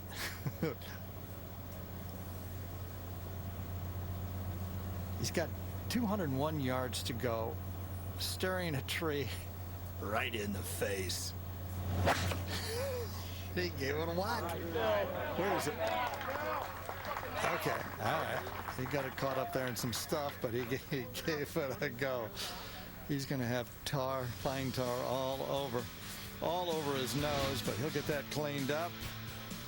We're here at the Memorial Tournament. 3rd round coverage, CBS Sports. Fishing for northern pike, no Motrin required. Tapping for maple syrup, no Motrin required. Tumbling off a big ball, receiving a sucker punch to the head, dodging a rotating sweeper arm, spinning helplessly, flying from a giant catapult, and riding a dozen donuts. Motrin may be required. TV Tropolis is bringing Wipeout to Canada, and you could be a contestant. Apply now, but hurry. You only have until July 1st. Go to wipeoutcanada.com. Brought to you by Motrin. Targets your pain where it hurts. How about a bedtime snack? Yay! Favorite. Perfect. With milk in. Okay. That's good. At the end of the day, a bowl of Rice Krispies. What do you hear? I think it's saying night-night. Sounds pretty good. All done. Good job. Mustache.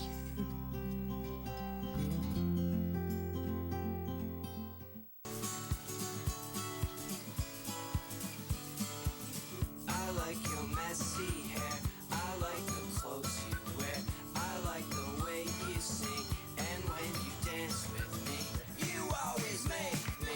We believe you're at your best when you can truly be yourself. And at Holiday Inn, you always can. Holiday Inn. Stay you.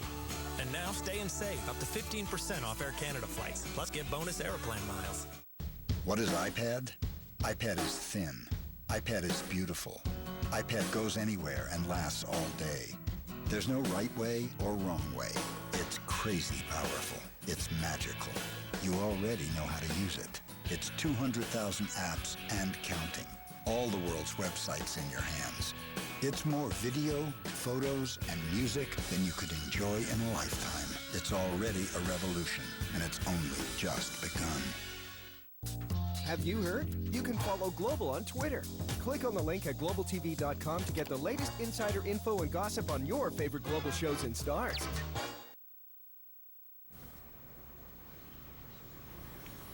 We're on the tee at the 9th with Justin Rose, who shares second. 2 behind Ricky Fowler. Everything is just pretty with what he does. Yeah, all the lines look beautiful, don't they, David? It looks sort of Weiskopf-esque. Earlier, this is Tim Petrovic, who has not missed a fairway on the front side this week. He's 20 for 20 coming up to this shot.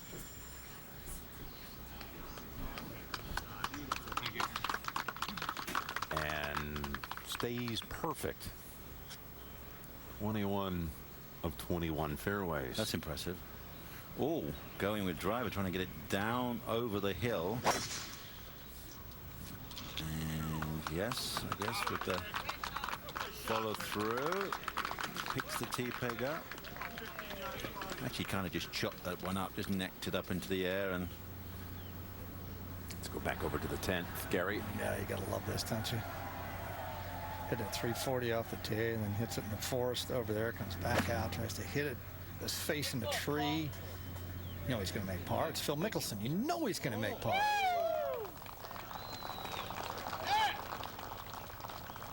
He's going to have about 8 feet there left for his par on 10.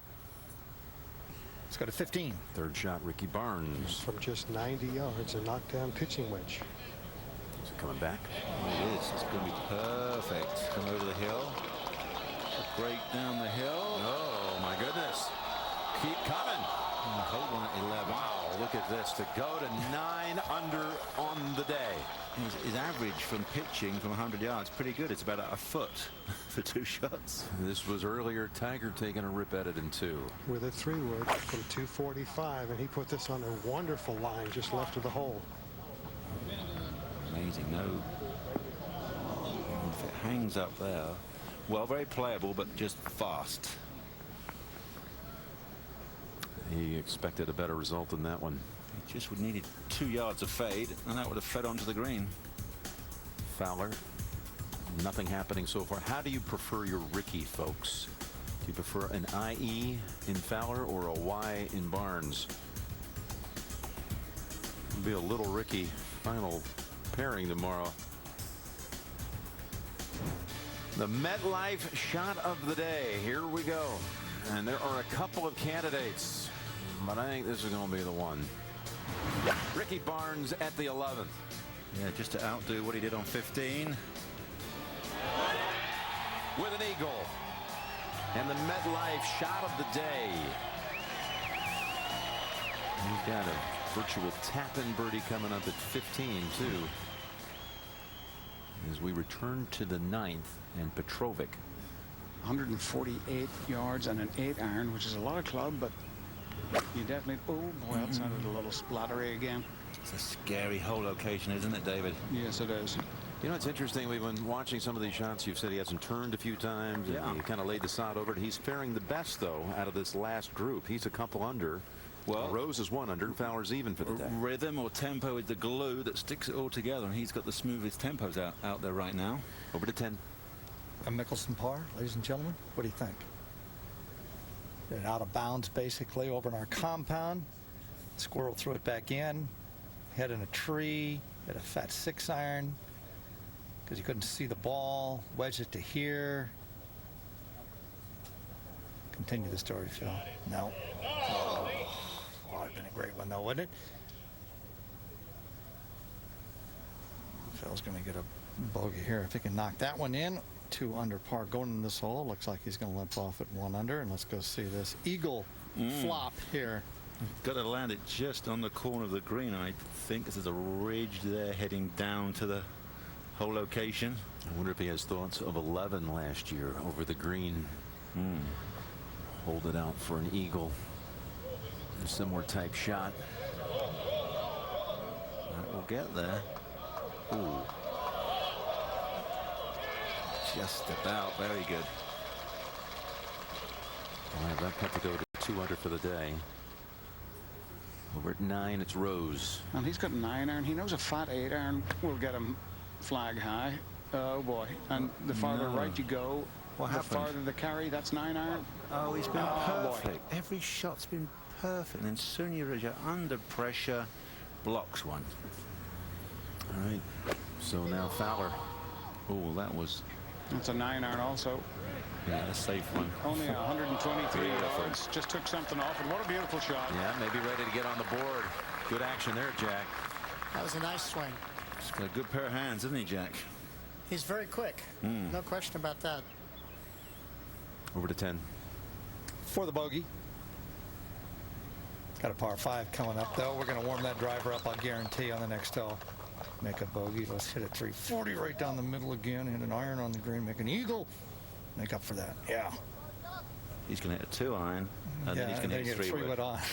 He might hit the driver, though. He might. He hit a driver on 14 yesterday. You're right. He shouldn't. He's in sort of just short of suicide mode, isn't he, right now? Yeah, well, and he knows he's hitting it long. And Phil loves it when he knows he's hitting it long. That's the greatest thing in the world for Phil, when he knows he can bomb it by everybody. He is so happy when that happens. Let's go to 15 and watch all these birdies. All right, well, first up it'll be Woods. He's about an inch outside of Ricky Barnes. And there you go. The Tiger now gets back into red figures for the day at -5. Ricky has this to go. Wow. 9 under for the day. He sweeps it in. This was some performance. Look at this second side, too. Look at all the threes. He'll take the 4 at 15 after the poor tee shot. Rose in trouble at the 9th.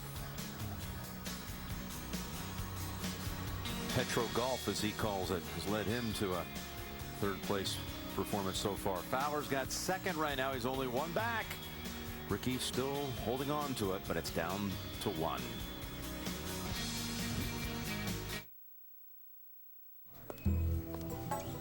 The usual?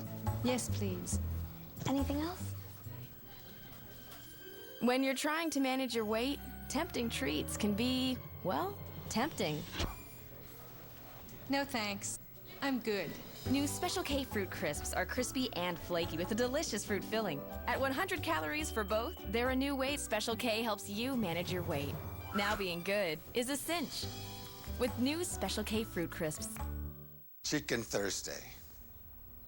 Chicken Thursday. Oh, look, Chicken Thursday. In a rut, try Old El Paso. It's mucho family fun, and you can say adios to Chicken Thursday. Old El Paso, mucho fun tonight. Liven up your dinner with new rice side dishes from Old El Paso. Long grain rice, bell peppers, and signature Old El Paso seasoning makes a delicious side to any meal. Find them with other Old El Paso products and enjoy one tonight. One prestigious design school. You are an elite group of students. You are expected to excel. 8 elite students. Let's not talk. It's just wrong. It is so far-fetched. Find that in your backyard? Nobody graduates with honor. I hate her, and she hates me. What? Interior design is an extremely competitive industry. Are you going for a little bit of sabotage? I don't care. Really. I'm very happy when I am on top. Design School premieres June 1st, part of Design Tuesday on HGTV. Here's a fact. Chevrolet Malibu has better highway fuel efficiency than Honda Accord or Toyota Camry. Here are 2 more facts. Malibu uses just 5.9 liters per 100 highway kilometers and has a driving range of up to 1,000 highway kilometers. Here's 1 more fact. With great fuel efficiency like this, you'll run out of fuel before Malibu does. Chevrolet Malibu. Great on gas, great on price. Winner of a Consumer's Digest Best Buy Award, the 2010 Chevrolet Malibu. All the celebrity news you need to know. It's everything I thought it would be. Entertainment Tonight and Entertainment Tonight Canada. Canada's most watched hour of entertainment news. Weeknights on Global. We're back from the drop zone at the 9th, the 4th shot for Justin Rose. Just 55 yards. Awkward. That's almost too close to be scary, but come on, zip. Just not long enough to get something on it. It's got to hold a good putt for a bogey. I don't know if I wouldn't have taken that back a little further, kept keeping the last Yeah, point I agree in with line. that. I would have gone back to 80 yards. Petrovic, birdie putt on the way.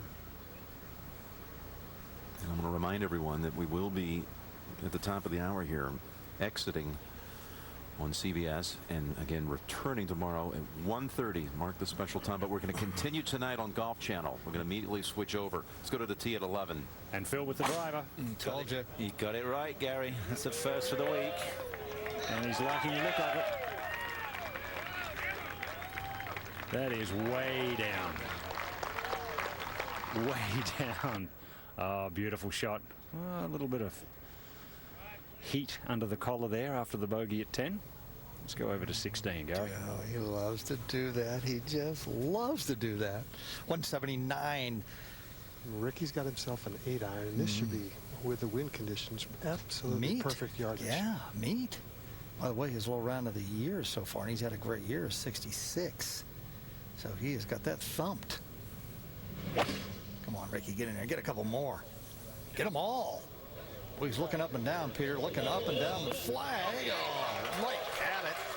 So that's a good look there. That's up the hill and right edge, maybe, something like that. Yeah. Oh, by the way, we're talking 9 under par today. 9 under par. Let's go see a birdie putt on 9. Fowler for his first of the day. He needs to respond, and he does. There you go. That's about time. 14 under. Earlier it was Rose for the bogey 5. Come on, turn. Very good. Wow. Imagine the guys dig so deep. They don't want to give away a double bogey from the middle of the fairway. You know, when someone shoots a low score like Barnes, what really makes it impressive is when you look at the next best score, which is 5 under. He's 4 clear of that as we go back to 16. Well, that's only 1, and there's only 1 under, 4 under. It was 2 5 under, sorry, 1 4 under, rest 3s. Well, that's a 7-iron from Tiger, and that was too much club, I think. Kind of flared it over the right. He short-sided it over in the rough. It's going to have a little pitch. He's going to hit that one way up in the air. Yeah, tricky little delicate up and down. Jack, we'll see you back tomorrow on CBS at 1:30 Eastern Time. Our extended bonus coverage here of the Memorial Tournament. The weather tomorrow afternoon is supposed to be beautiful. And we're coming up on Golf Channel, so get ready to join us there. We're going to take it to the finish here of the 3rd round. And we figured that might take us right up to sunset, pretty much 8:30 in that range. So we're going to be here to present it to you. There's McIlroy. He's picked up another birdie. Rory at 8 under. He makes the strike at the 14th, and Rory is going to be in this movie tomorrow too. Tiger's position at -5 is tied 21st. Fowler makes his first birdie of the day at the 9th to lead by 2. Ricky Fowler and Ricky Barnes. As this story continues, here's tonight on CBS, 3 Rivers Medium, 48 Hours Mystery on America's #1 network. The story that continues, this emergence, if you will, of these young kids in their 20s, the roaring 20s in golf. It's not Hagen and Jones in that time. It's Fowler, it's McIlroy, it's Barnes, it's Adam Scott, it's Jason Day, and it's all happening here before our very eyes in the last month.